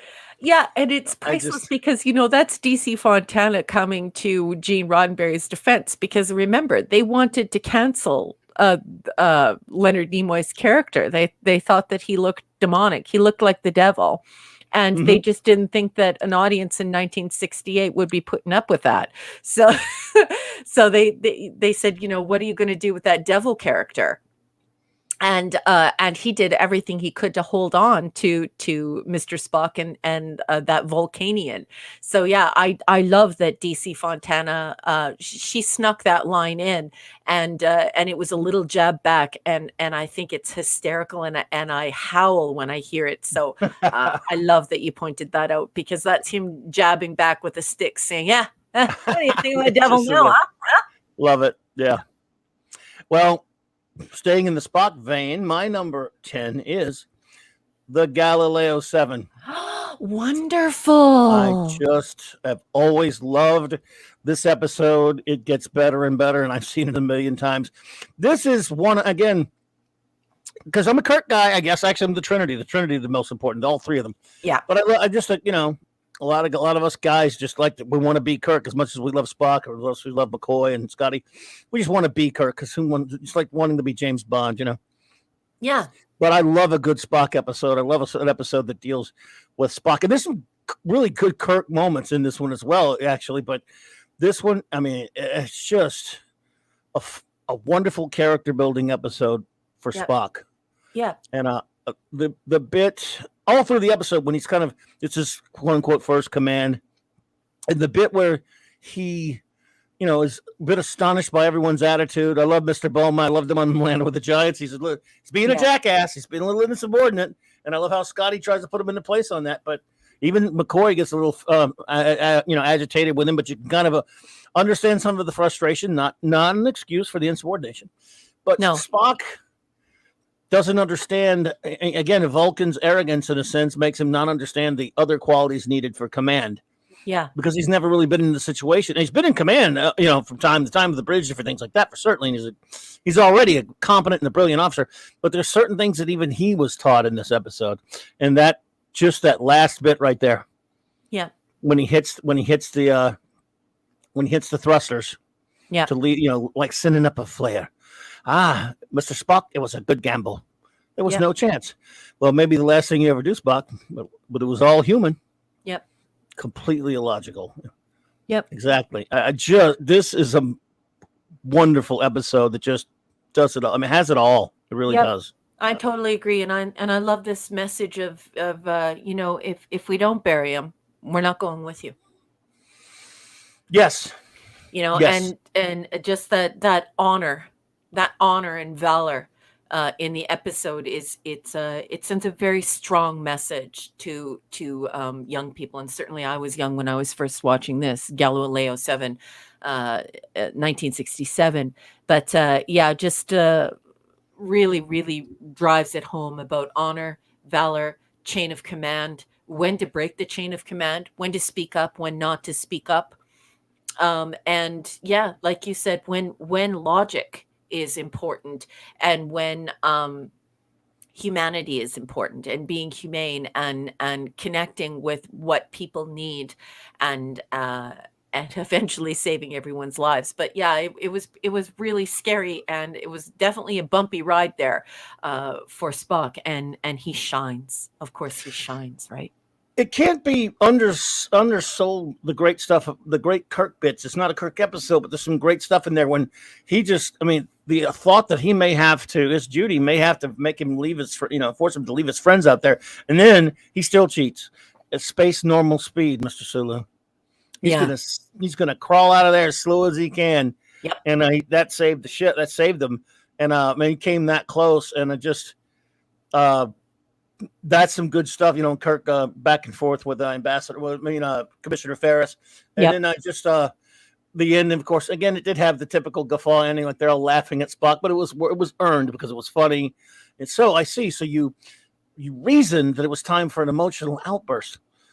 Well, I wouldn't put it in those terms, Captain, but those are essentially the facts. That's so much fun. You're not going to admit that for the first time in your life. Anyway. So I just love it. So let us get on to your number 9, because I could talk all day about these top tenors. Well, yeah, me too, and I think that's an incredible choice, and certainly Commissioner Ferris is, he's a real piece of work. He turns in such a great performance there. My number 9, we have already been here, so there's not much to say. But my number 9 is the Corbomite. Of course, which is a made-up word, so it's really hard to say. The Corbomite, because I'm always trying to say the actual word, which is carbonite, I think. Maneuver. Season 1, episode 10. I just absolutely love the entire idea of this episode. The concept is amazing. The acting is great. The story is wonderful. And like I said earlier, when Clobby named it, this idea that we have all these preconceived notions about blood and gore and terror and physical confrontation and violence, and meanwhile it's just a little Benjamin Button with a little bit of Tranya, and it takes you by surprise. It's delightful. You're worried about all of this weaponry and the scale of the weaponry, and you're thinking to yourself, my goodness, these people must be dinosaurs. And then of course we have little Clint Black, not Clint Black. I just said the singer's name. Anyways, we have little Clint Howard. Yes. And there he is. And I have forever and a day wanted those wonderful little Tranya glasses. And I also make the Tranya recipe off of the internet every year for Halloween. Wow. Yeah. Wow. So the Corbomite maneuver. And I have Tranya earbuds. So. I know, you showed that to me when you showed me that box. I was like, Chloe. Look, when my son gave those to me a year ago, what it was, and he just got me some earbuds. They were like $30 or $40 earbud, Bluetooth earbuds, in this little round little container that's also the charger. And I saw the name on it, and it's Tranya. There's no way this was not named because of Star Trek. There's not a chance in hell. No, it can't be. I just refuse to believe it, even if it's true. Well, so, that I sort of had to transition in my career and become an English teacher, even though I'm from social science and I'm comm tech. And so I went and looked around that night and asked around and checked my sources and checked the etymological dictionary and so on and so forth. And you are correct on that. Tranya is not a word. And so it must be an homage. As a matter of fact, when you try and look through it and find it anywhere, the closest it comes to is Tanya. So, or Tanya, I guess. Don't throw fruit at me. I understand there's Tanya and Tanya. Just settle down, everyone. So I think that your thinking is good on that. I believe it is an homage, and I think it's just super cool that you have Tranya earphones. I love them. My number 9 We're at 9, right? 9 Yes, we is are. court martial. Ooh. What can I say? I just love it. What a performance by Elisha Cook Yep. Jr. Yep. By him, and you're either was it an escaped madman, is escaped lunatic, there's escape from his keeper, whatever it was, Yep. Or Samuel T. Cogley, attorney at law, right on both counts. Bucks, young man. What a performance by him! He's truly magnificent, especially the courtroom scene. Like we were talking about this about last week when we were talking about Measure of the Man. How it seems that every TV show, especially back then, always had a courtroom drama episode. if they weren't just a show about courtroom drama in general, of course, just every show had that. And this one is delightful. I love how Spock refuses to give up on Kirk, even though the computer, is very damning. It's very, it deals with, it actually deals with a lot of things that are relevant today. You think about how someone could falsify information very, very easily today using technology that could show you doing something you didn't do. Absolutely. And look how long ago it was. Yeah. Yeah. It's a warning from 1967, right? Yeah, in a sense it is. And it was prescient. I mean, and I just absolutely adore. Doggy. It's just so entertaining. This performance, especially when he's making his impassioned speech, when it looked like it's already over, when he's making his speech to the court. I demand it. And I just what a performance by him.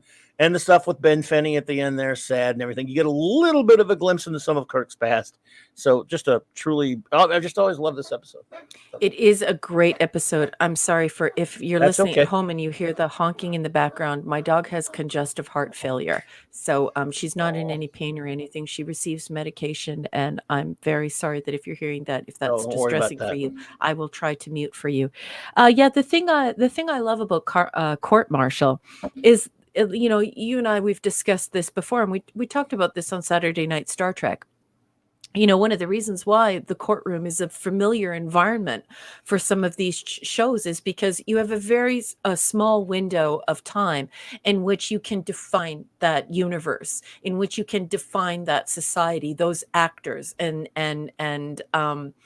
the characters and how they take shape in their world. And a courtroom is a really great way of defining that. A courtroom will tell you so much about a society, and that's why we see the courtroom again and again in the world of Star Trek. And that is because we want to know how can you define the Klingons? Well, a good measure would be what you see in court. And if you want to define the Cardassians, you look and you can see how they define their society in court. And so when we're looking to see what we think of Starfleet and what we think about the United Federation of Planets, we can see this in this courtroom here with Kirk. So yes, indeed, court martial is definitely an essential episode. Didn't make my list, but definitely an essential episode, and I completely agree with you, Clobby. Well, I love how both Spock and Kirk have, Spock and McCoy have Kirk's back when they're on the stand. When Spock will not even entertain any possibility of he's worked with Kirk long enough to know that he's not going to ever, when he uses the analogy, if I drop a hammer on a planet with positive gravity, I do not need to see it fall to know that it has. There's certain characteristics, even in human beings, the whole speech about Kirk just wouldn't do anything like that. And McCoy went from the emotional side of it. So he's not that kind of a man. Just early on, some great characters all around. So I love it. Yeah, and I love the fact that Cogley Esquire is a total Luddite. Like he just you know what I mean? Yeah. Like the chat is blowing up wondering about the books, but it's because they're trying to create this tension that exists in communications and technology, and certainly in science fiction. And this is this idea of the technophilia, and then the Jeremiad. That you have these Luddites, and then you have these technophobes, and they're always in such extremes. And And here we see that Kirk is sort of in the middle, and he helps solve the problem between the technophilia and the Luddite or the Jeremiad, and he helps them to find what's real. Because of course the chat is also blowing up about the fact of these deep fakes, and the fact that technology can be used in this way, nefarious rather than good means or ends. And so, yeah, it's quite interesting, because I love when Cogley walks over to the computer, and there's actually a meme where when he goes to lift up his hand, and he points to the computer as he's talking with the computer. In the meme, I believe it's a swear trick meme. It actually says, "Well, you know what? The internet is full of boop." So it's just such a great moment. And yeah, Court Martial is such a wonderful episode. Nice pick, Captain. Well, I have a surprise for you. What? Number 8 is another tie. Go for it. Oh my goodness. And so many of ours are out of sync, but they're in the same neighborhood. It's actually freaking me out. I love it so much. My number 8, Captain, is Journey to Babel. Season 2, episode 10. And here, look at Mark Lenard. Isn't he just a sweetheart of a man? He puts in such a great performance here. It's so nice to see Amanda. It's so nice to see the one and only family standing before you right now. Yes, the one and only family. Right. And he did not live up to his father's expectations, or so we think, or so we thought. And just an absolutely wonderful episode. Also, when I was quite young and watching this episode, I was totally blown away by all of the makeup and the cast of characters who wind up showing up to argue, and this delegation filled with these various unsavories, and they're all different races from all over the galaxy. Just a wonderful, wonderful, and entertaining episode. Yeah, absolutely love it. Just from back to front, it is just, and I love how the tone is set. This is such a great scene when they just walk in there. Great opening teaser when they walk in, and then the old Captain Ambassador Sarek and his wife are my parents. I mean, just one of the great openings, and it's just this one's got it all. And it really does. Just, you don't have to say a whole lot because everyone knows it, because it's a classic, and we learn more about Spock in this one, even than we did in Amok Time, if that's possible. So I absolutely adore it, and we are tied at number 18. And now, indeed, what? Yeah, indeed. Why did you marry her? Also, Andorians. What? Oh, well, did we do Sandorians? Yeah. Well, there you go. I just also wanted to say about this episode, plus Andorians. Right, Andorians, and even an Orion disguised as an Andorian. So, yes. Break off your antenna. Break it off. Number 7 for you. Number 1. Number 7, I say, with so much love and deep affection, I am proud to announce that my number 7 is The Doomsday Machine, Season 2, Episode 6. What's not to love? Masterpiece. Crazy. Yes, absolute masterpiece. Did you want to riff? Go ahead and riff. No, go for it. Yeah, just absolutely perfect episode. It's a very it's got like a military feel to this episode. We don't get that often in Star Trek. We're seeing the enforcement of the chain of command, but here I find it just to be that much more believable. We have Decker, just a complete sweaty ass mess. And he's obviously suffering from PTSD. This is amazing that we're dealing with this in this frame of time, and just obviously the monster machine, right? This monster machine, this planet eating machine, and it's just a wonderful story. It's science fiction, it's monster movie, it's a military story. It's got lots of good character stuff in it, really wonderful dialogue happening. The Doomsday Machine is a masterpiece. Absolute masterpieces. Well, in my opinion, everything we're dealing with from now on is one of those. So, Yeah. I just adore this episode. We could. This is an off chance we may hear from it again. What are we at 7? Yes, My we are. my number 7 is Space Seed. Oh, so close, so Oh, so close. close, so close. I just adore it so much. But there's no one better at adoring this episode than my number 1 here. So I'm going to pass. I'm just going to just say how extraordinarily entertaining this episode is back to front, how it's just such a classic. It's not a wonder that when guys who really aren't that familiar with the show go to watch it to try to find what they want to do for their Star Trek II sequel to the motion picture, watch that episode that stands like, whoa, let's bring that guy back. And why wouldn't you? And what a magnificent performance by the great Ricardo Montalban in this episode. It's just we're in perfection zone, folks. Just got to tell you, you're gonna get nothing but gushing from me. Well, and they're so quotable. I kind of resist quoting a lot from these episodes because it would take all day. There are too many things to quote. We speak in these quotes sometimes from these episodes. Yeah. So I dearly love it. And we could possibly cue it from again. That's my number 7. I think we're at your number 6, are we not? Yes, we are. Number 6. My number 6. Who's number 2? Or no, who's number 1? There's no one. Yeah. My number 6 is just another absolute ridiculously marvelous masterpiece. What can I say? Mirror, Mirror, season 2, episode 4. I mean, you can't have Star Trek without Mirror, Mirror.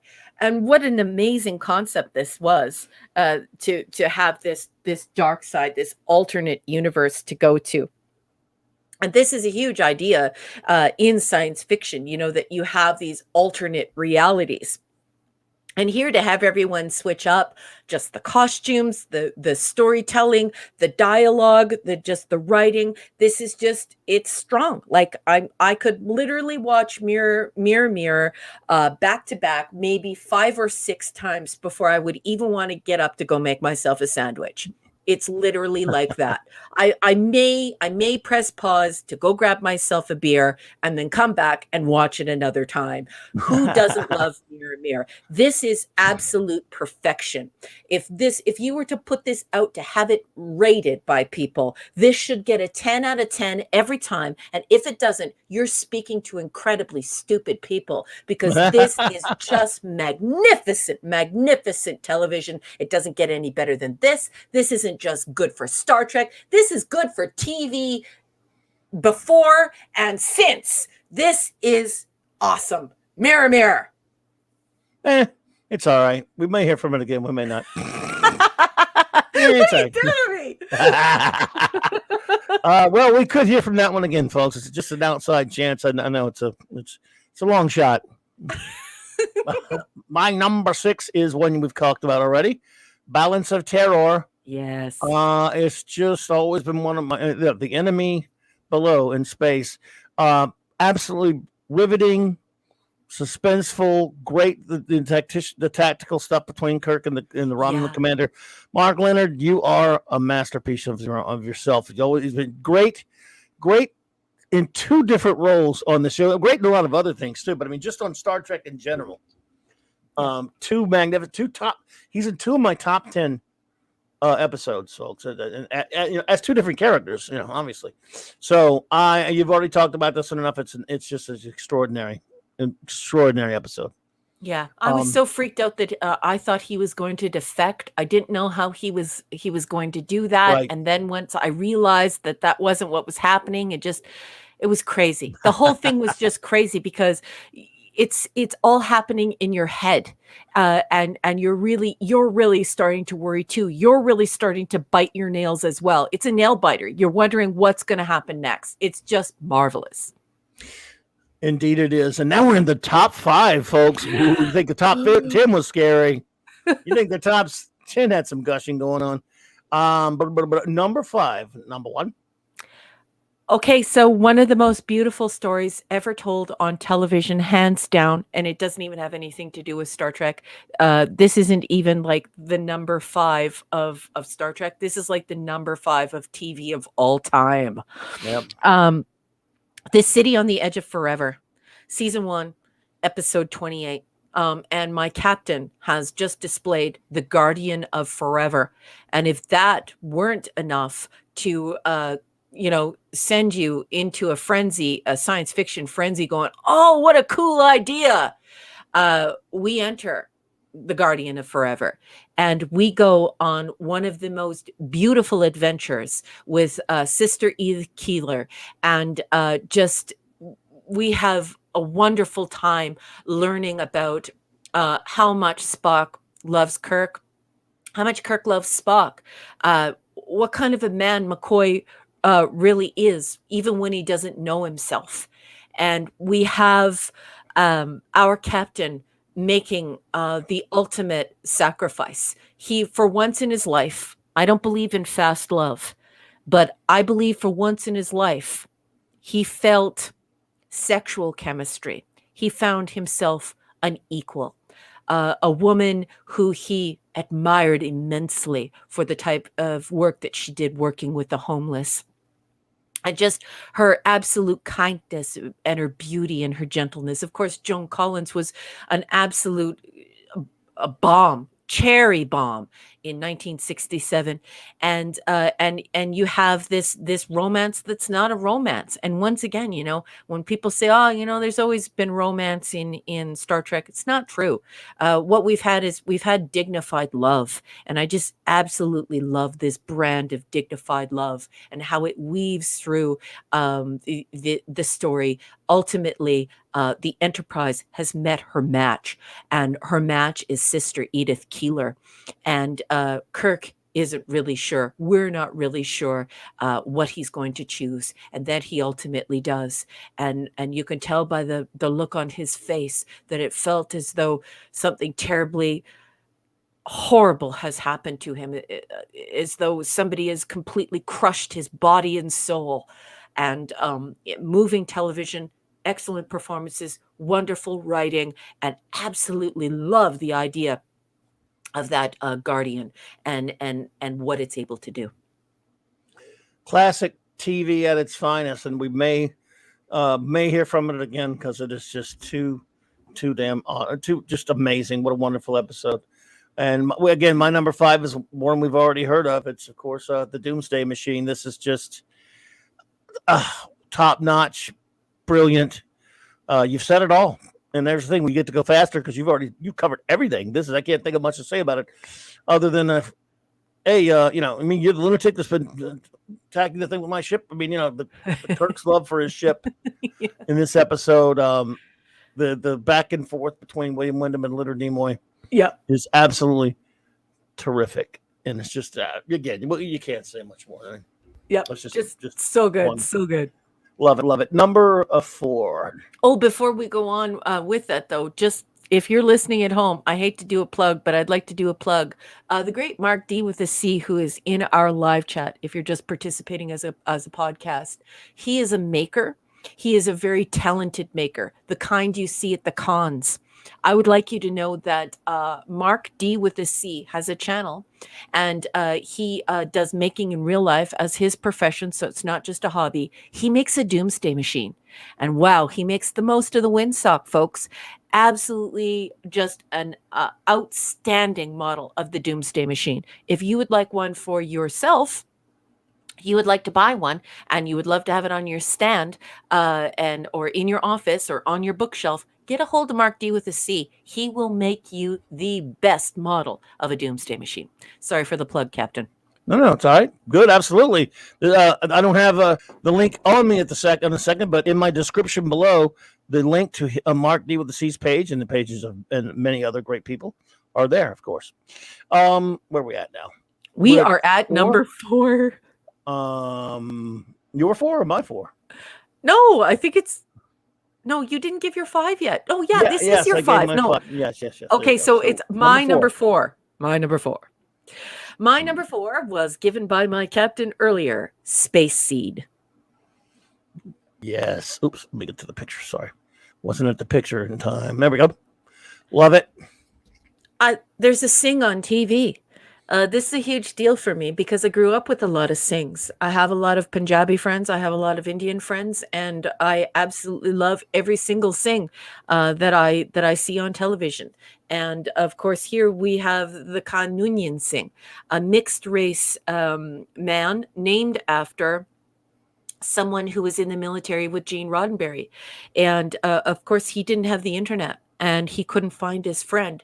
So he thought if he named his character after him, people would help him find him, that he would hear his own name and he'd say, Gene's on TV. Gene got published, and so he was forever looking for this wonderful friend who he served with, and he really cared for him. And so and here we have it, Khan. And there's really nothing to say here, right? Khan is who Khan is. I can tell you this. Khan is not a mantle. Khan is not a costume. And he's also not a guy from England. He doesn't have a British accent. His name is Khan Noonien Singh. And he is a mixed race person who represents somebody who Gene really cared for and who was in the military with him. And what can I say other than this is a great, absolutely great storytelling. This is legend for Star Trek. Certainly the man was in one episode and one movie, and they can't stop talking about him because he's absolutely magnificent. Ricardo is a talented actor. I believe he may actually be one of the greatest villains of all time. So Space Seed, my number 4, absolute pristine television. You are an excellent tactician, Captain. You let your second in command attack while you sit back and watch for weakness. He's just, I love the way he says excellent. Excellent. Yeah. You identified me with your computer system, I imagine. Excellent. Go to performance. He's just, they even talked about it in the episode with someone when they talk about the magnetism that this guy has. You felt it. McCoy says you felt it. You in his presence immediately. That's the characters, but it's true because of this actor. No other actor would be doing that. I mean, you could write that. And if they write that for a lesser actor, as a viewer, you're not buying into it, but as the viewer, you're buying into it because he is just so brilliant. Yeah. He's so charismatic. And again, you have the scene when they're all sitting around the conference table and they're all talking about how much they, sneaking. I've always had a sneaking admiration for this one, with as Scotty says. It's like, yeah. And you can't help it. The guy is just magnetic. He's brilliant. And in both performances as Khan, and in this one, he just lights it up. And I like the fact that Shatner's probably standing on the bottom of a table in this picture.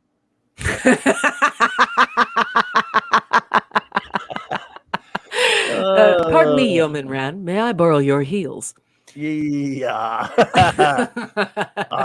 What was that? That was 4? Yeah, that's 4, boss. All right. My number 4 is. Let me get to my pictures for you. My number 4 is The Devil in the Dark. Oh, so close. Oh, so close. So close. No kill eye. Yeah. Broken record, folks. Star Trek is about a lot of things, and the ideas are what always probably impressed me the most. At that time, you really have to understand, context, and at that time, it was just unheard of for anything with any kind of a monster, quote unquote, that looked, especially something that looks like this. First of all, to be even taken seriously, okay, and not to be just some killing thing. And yes, it's killing, but there's never a reason for it. And science fiction, pop science fiction, I should say, not necessarily in prose, but television or movies, it would just be a monster, and they would just find some way to kill it. It's over. They communicate with it and find out the reasons behind what it's doing, and this is an intelligent being that's defending itself. Again, at that time, nothing had ever been seen like that on television. Are you kidding me? It's just this episode. I'm sorry if we're abusing the word masterpiece, but this one is another one. Oh, no, That's why not it's at so all. high. Not It's at just, all. Here we and are. it's Here we are beautiful. 55 years later, and people are still in love with this wonderful storytelling. We've turned it into a community. There are people who dress up as it. There are people that cosplay it. There are people that read books about it. They watch it over and over again. This isn't a television show. This is a phenomenon. This is Yep. for Yep. some people it's a religion.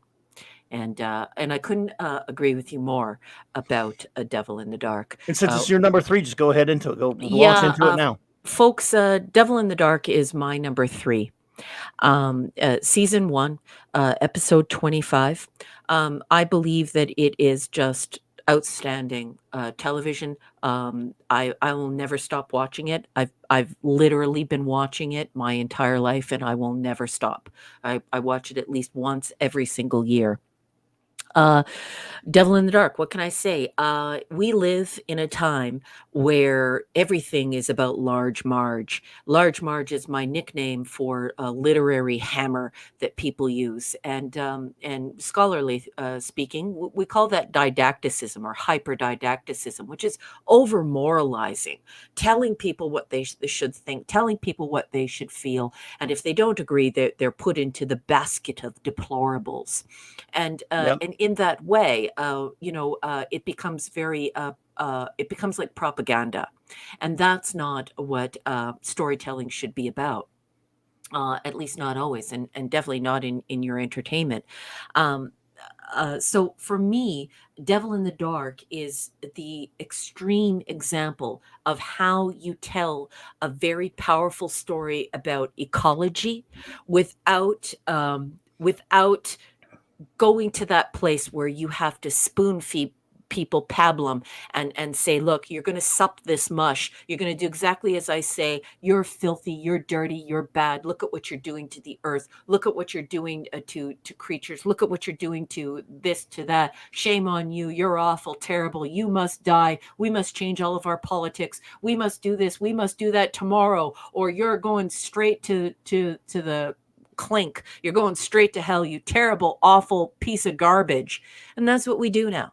And we call it hyperdidacticism or over moralizing. And it's usually something that really good editors get rid of. We say, no, we're sorry, you're going to have to present your case and let the audience figure it out for themselves.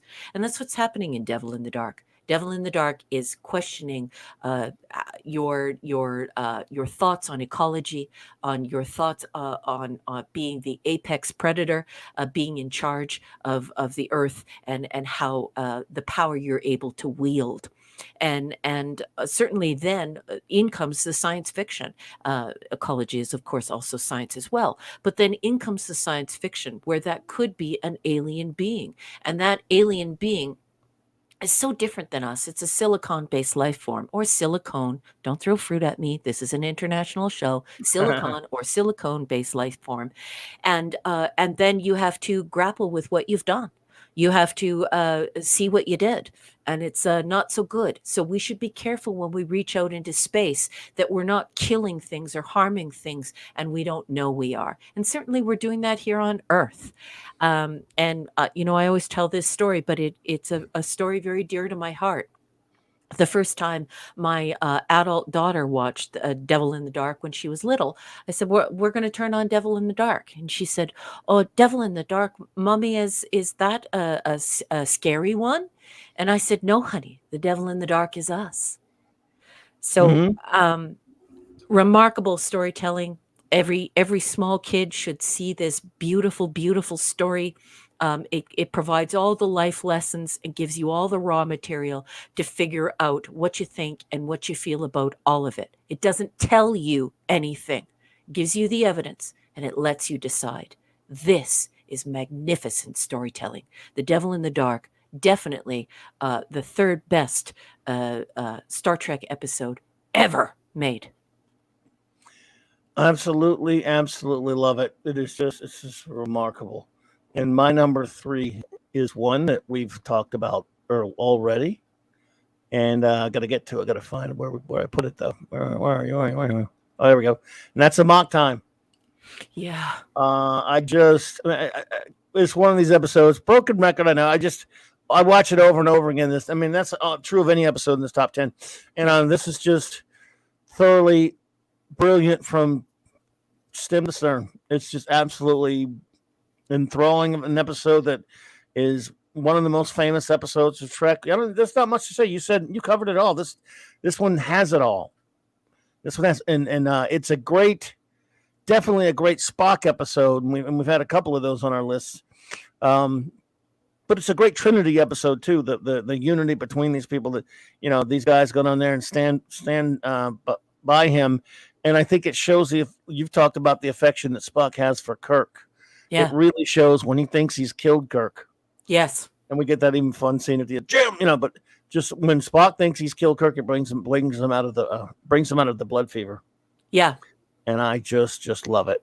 We see a flash of humanity in him, and then very quickly suppressed. Absolutely. So again, you talked about it a good bit. So go for your number 2 episode, number 1. Well, number 2, I can honestly say, literally changed my life. I get pretty emotional about this episode because this episode is so incredibly important to me. My number 2 is Where No Man Has Gone Before. It's the second pilot. And it taught me so many things, and it changed who I am. And it also, and how it did that, I should explain, is that it introduced me to Baruch, however you want to say it, Spinoza, and his book Ethics, his manuscript Ethics, and literally changed my life. And I'm not going to get into the philosophy of Spinoza because that's not appropriate for this particular broadcast. I will say that I am an agnostic, not an atheist. I'm not a religious person, but I am an agnostic. And just the entire concept of this at the time, also when I was very young, if you are Generation X, you know what I'm talking about. We're pretty fascinated by this whole idea of ESP. I love the idea that we had female astronauts. What happens with Gary's eyes, what happens with Benner's eyes, just the whole thing. And if you watch this on black and white television and you were a kid, it scared the bejesus out of you. It had aspects of being terrifying. It had aspects of science. It's extremely cerebral. You can watch it when you're a kid and take draw something completely different out of it than you do when you're a young adult and you realize you're being introduced to some pretty profound philosophy. So for all of that, it is just absolutely glorious. I don't even consider it like a TV show so much as I think of it like a film. Like I wish it were longer. I wish this would have been turned into almost like a book. I think it would have been worth that, especially what happens with Gary and the journey he goes on. And all of it. If you were a kid growing up in that time period, even on the rewatches, when you were watching That's Incredible, and you were watching what was that guy's name who was on That's Incredible, Clobby? John Davidson. When you were watching him introduce all of these people who were able to bend spoons, and we were wondering what the power of the human mind could be, and we were exploring that science, even on the rewatches when you're watching Where No Man Has Gone Before. What a freaking mind bender. So absolutely beautiful, beautiful, beautiful. Where No Man Has Gone Before is my number 2 boss man. Love it, love it, love it. Well, my number 2 has, of course, been mentioned before because we have so many of these that we love together. And that is, of course, The City on the Edge of Forever. It's just, I adore it. I mean, it's just a perfect episode. Let me say, Brendan Haley, thank you for popping in. Thank you for the $15 super chat. You were too kind. We appreciate that. Thank you so much. 25 reasons, he says, 25 reasons. STTOS is for the 40-year-old. Is for this 49-year-old, the only series. Thanks for this comprehensive discussion.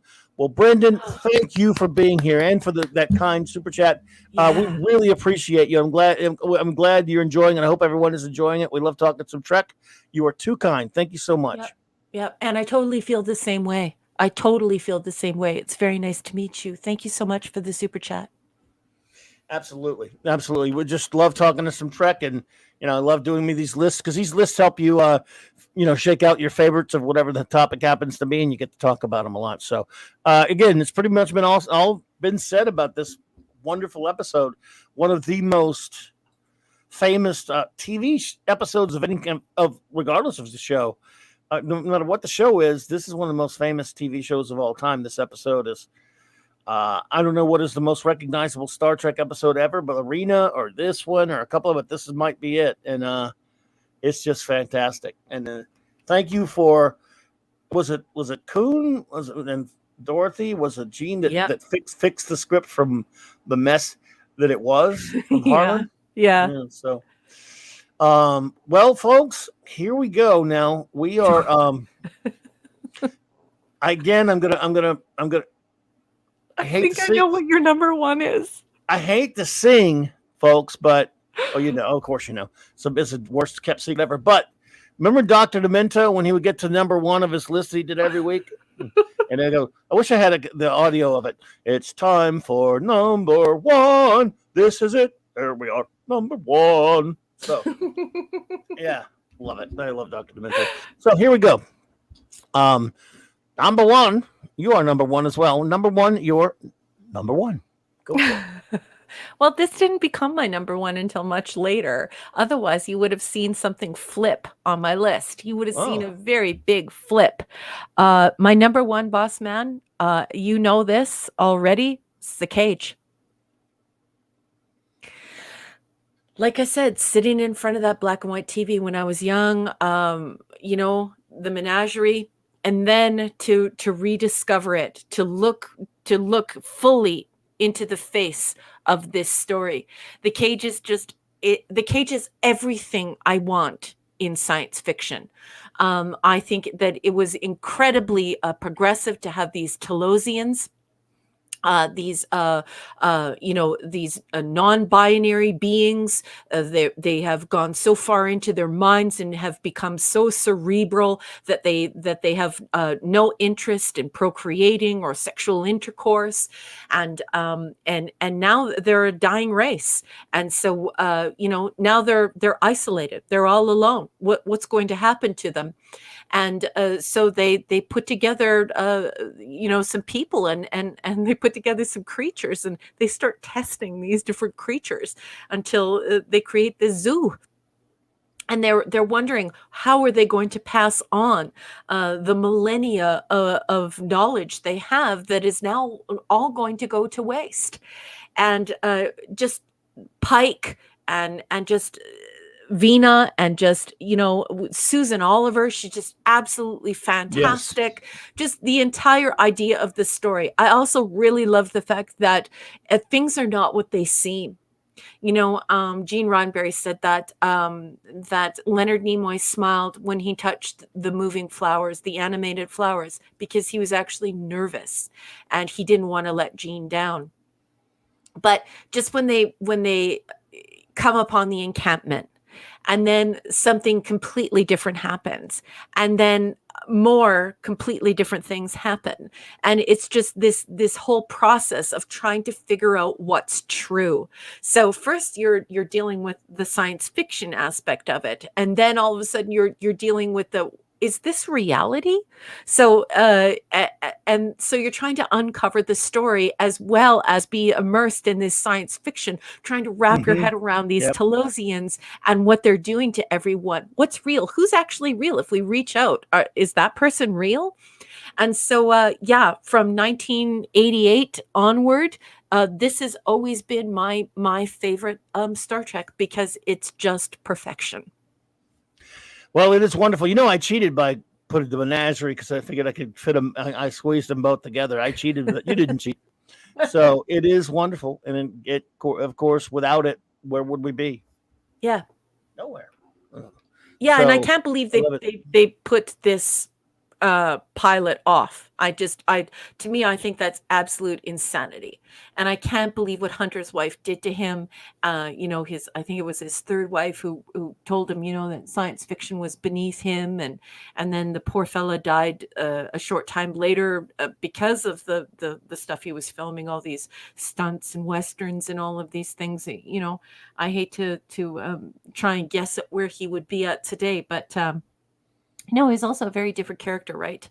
When we look at Pike, we look at a man who feels as though he's ready to retire from command, and that is a much different character than what we get when Gene Roddenberry sits down to rewrite Kirk, and to come up with a different captain with a completely different story, something new, and a new type of resolve, a new type of personality, and an entirely new character. And Kirk is tenacious and charming and brilliant, and he's a tactician, and he's agile, he's athletic and brainy. And Pike, we see someone who is beautiful and dignified, and feels terrible about the people who he has lost and those who have died under his command, and he's haunted by it, and he's not sure where to go moving forward. So it would have been interesting, but we closed the chapter on that forever, and I mean that. We've closed the chapter on that forever, because Pike is not a mantle, he's not a costume, and certainly Hunter should not be replaced ever. No, they could keep their stupid filth, because there's only one Pike, just as there's only one Kirk, and so on and so forth. Yep. So absolutely, and it is wonderful. Well, there's no big shocker what my number one is. I mean, it's always been Mirror Mirror, and it always will be Mirror Mirror, as you've known that, though. I think. Yes, I knew it. Well, again, I come from a comic book background, so I think, and I everyone, I was a comics fan even before I was a Star Trek fan, and as such, I guess I've just always been really fascinated by parallel world stuff. Now they overuse it in comics, of course, but the whole, Jerome Bixby, to me, just what a great idea that he explores here. And even though I like a lot of the other iterations of Star Trek, I cannot stand anyone else's use of the mirror universe. On Enterprise, it was kind of funny. It was kind of amusing. It was all right, but I mean, I loved Deep Space Nine, but I hated their mirror universe episodes. Leave the damn mirror universe alone. But man, I don't know what's cooler, the Kirk performance or the Spock. They're both fantastic, and I love the way how Kirk, as soon as they beam into that other universe, obviously they're astonished and they're shocked and they don't know what to believe, know what to think, and just right there, I mean, without missing a beat, he drops into. He doesn't know what he's up against, what he's dealing with. He drops into it just enough into character that he needs to be in to get by, to fool these people from this other universe that he's their Kirk. And again, he's such a thoughtful, great character. And what a great emotional tug of war between him and Spock in this episode. We're even treated to a brief scene in our normal universe. I love the scene with the savage versions of the characters being thrown in the brig by Spock. We don't get to see why, but I guess when he's probably ordering destroy the Hawkins or something like that. I would love it. I would go on 3 hours in this episode, folks, so I'm trying not to. Well, no, because I'll interrupt you right now and stick up for you. In socio-historical context, people need to understand that this idea of alternate realities was fresh. And this is as remarkable as you were saying. People don't understand what the world was like before the internet. It's like they have very, very bad memories. But what you read in Reader's Digest and what you read in a magazine, that's all you knew of the world. If you didn't pick up a book and actually read it, you didn't know much about the world. And at this time, in 1967, that's what everyone was talking about. This whole idea that you could fold space and time, that there might be alternate realities. And how could you even fathom that scientifically? So of course I could see why that would tickle your brain, because that is such an amazing, incredible thing. I mean, the limits of our understanding. Humans, there is a limit to human understanding. And here we're seeing us human beings trying to stretch those limits of understanding in this mirror universe. And here in 67, Clobby, it is as fresh as a daisy. Unheard of. So fresh you could slap it. And it's sexy and it's beautiful and it's scientifically possible. It's testing out that stuff you were reading in Reader's Digest or Life magazine or whatever science journal you were reading at the time. So I love everything you're saying, and you can wax philosophical for the next hour and I will listen. Oh, I do love it. By the way, Matthew Pounder, I didn't like that. Maybe I should go back and read it, but at the time I did not like that DC comic when they did there. It was before Deep Space Nine ever did a sequel. Maybe it was the Tom Sutton art. I can't remember if it was Wolfman, whoever wrote that one now, but again, remember it was taking place. I believe it was taking place at a time when there was no Spock, because it was between 2 and 3. When DC was doing the comic, they were on the, it's funny, they had a ship with no Spock, which was weird, Savick. But anyway, I don't know, but a lot of people like that one, so that's cool. Yeah, it is a little Dave Cockrum, isn't it? Yeah, those costumes. Now that you mention it, now they're Hungry Boy. Little Dave Cockrum looked at those mirror uniforms. But yes, I dearly love it. Jerome Bixby, who of course not only wrote a lot of science fiction, wrote for the Twilight Zone. Yeah. Was what a wonderful idea. Spock, Kirk's speech at the end, Jesus Christ! So it could go on and on. So much. Even little tidbits like at the beginning when when they're trying to negotiate with the Hawkins, and they tell Kirk that, Captain, you do have the might to force the crystals from us, of course, but we won't. Consider that. You get to see some good Federation stuff there. The Kirk doing everything he can to save the Hawkins, even though it's in another universe. I won't go into how, I won't try to overthink how improbable it is that any beings could have a history of total peace like the Hawkins. I mean, I don't know how you exist. How do they eat? Anyway, never mind. But sorry. That's how ridiculous I am about this episode. I even think of dumb crap like that. So I love it. And, well, of course, I love Morena Moreau. Yeah. Monroe. Yeah. Moreau. Barbara, as she likes to be called instead of Barbara. Luna. She likes Barbara Luna. And yeah, she's sexy. I mean, come on. Oh my. Yep. Again, you get fun performances from Evil Sulu and yes. It's just terrific. So, all right, buddy, Steve Mitchell, take care, man. Great to see you. Is Steve leaving? I think he is. So, good night, honey. Night, man. Kiss Maddie for me. Well, we did it. We got all 25 of our episodes in there, and we celebrated Star Trek Day, as you should celebrate Star Trek Day with our top 25s. Of course, any of you, if you'd like to leave in the comment section below what your top 5s or top 10s are, whatever, you feel free. Well, look at them all. Maybe I'll do a follow-up show one night and talk about them with you. Oh, that would be marvelous, because being able to come together, Clobby, thank you for creating this space, for giving us a place to go on the 55 to celebrate the good stuff, to celebrate September 6th, to celebrate September 8th, 1966. This is a marvelous anniversary, and I just thank you so much for giving us this night to talk about the things we love and to do it positively, like to celebrate it instead of being angry and upset. So I just love it. No, thank you for being here. And before I do, we end up with some show notes. Please tell everyone about how they can get a hold of your wonderful literary works, everyone, because my number one is a writer. Oh, that's so kind of you. So many of you know me as a scholar. Many of you know me as an academic, but I also write science fiction. And my craft is short fiction forms. So I love short stories, and I especially love flash fiction. So I'm putting together a book, a collection of my science fiction short stories and flash fiction. And right now I'm selling them for, I think they're 74 cents American. And you can get them, each individual story, 74 cents.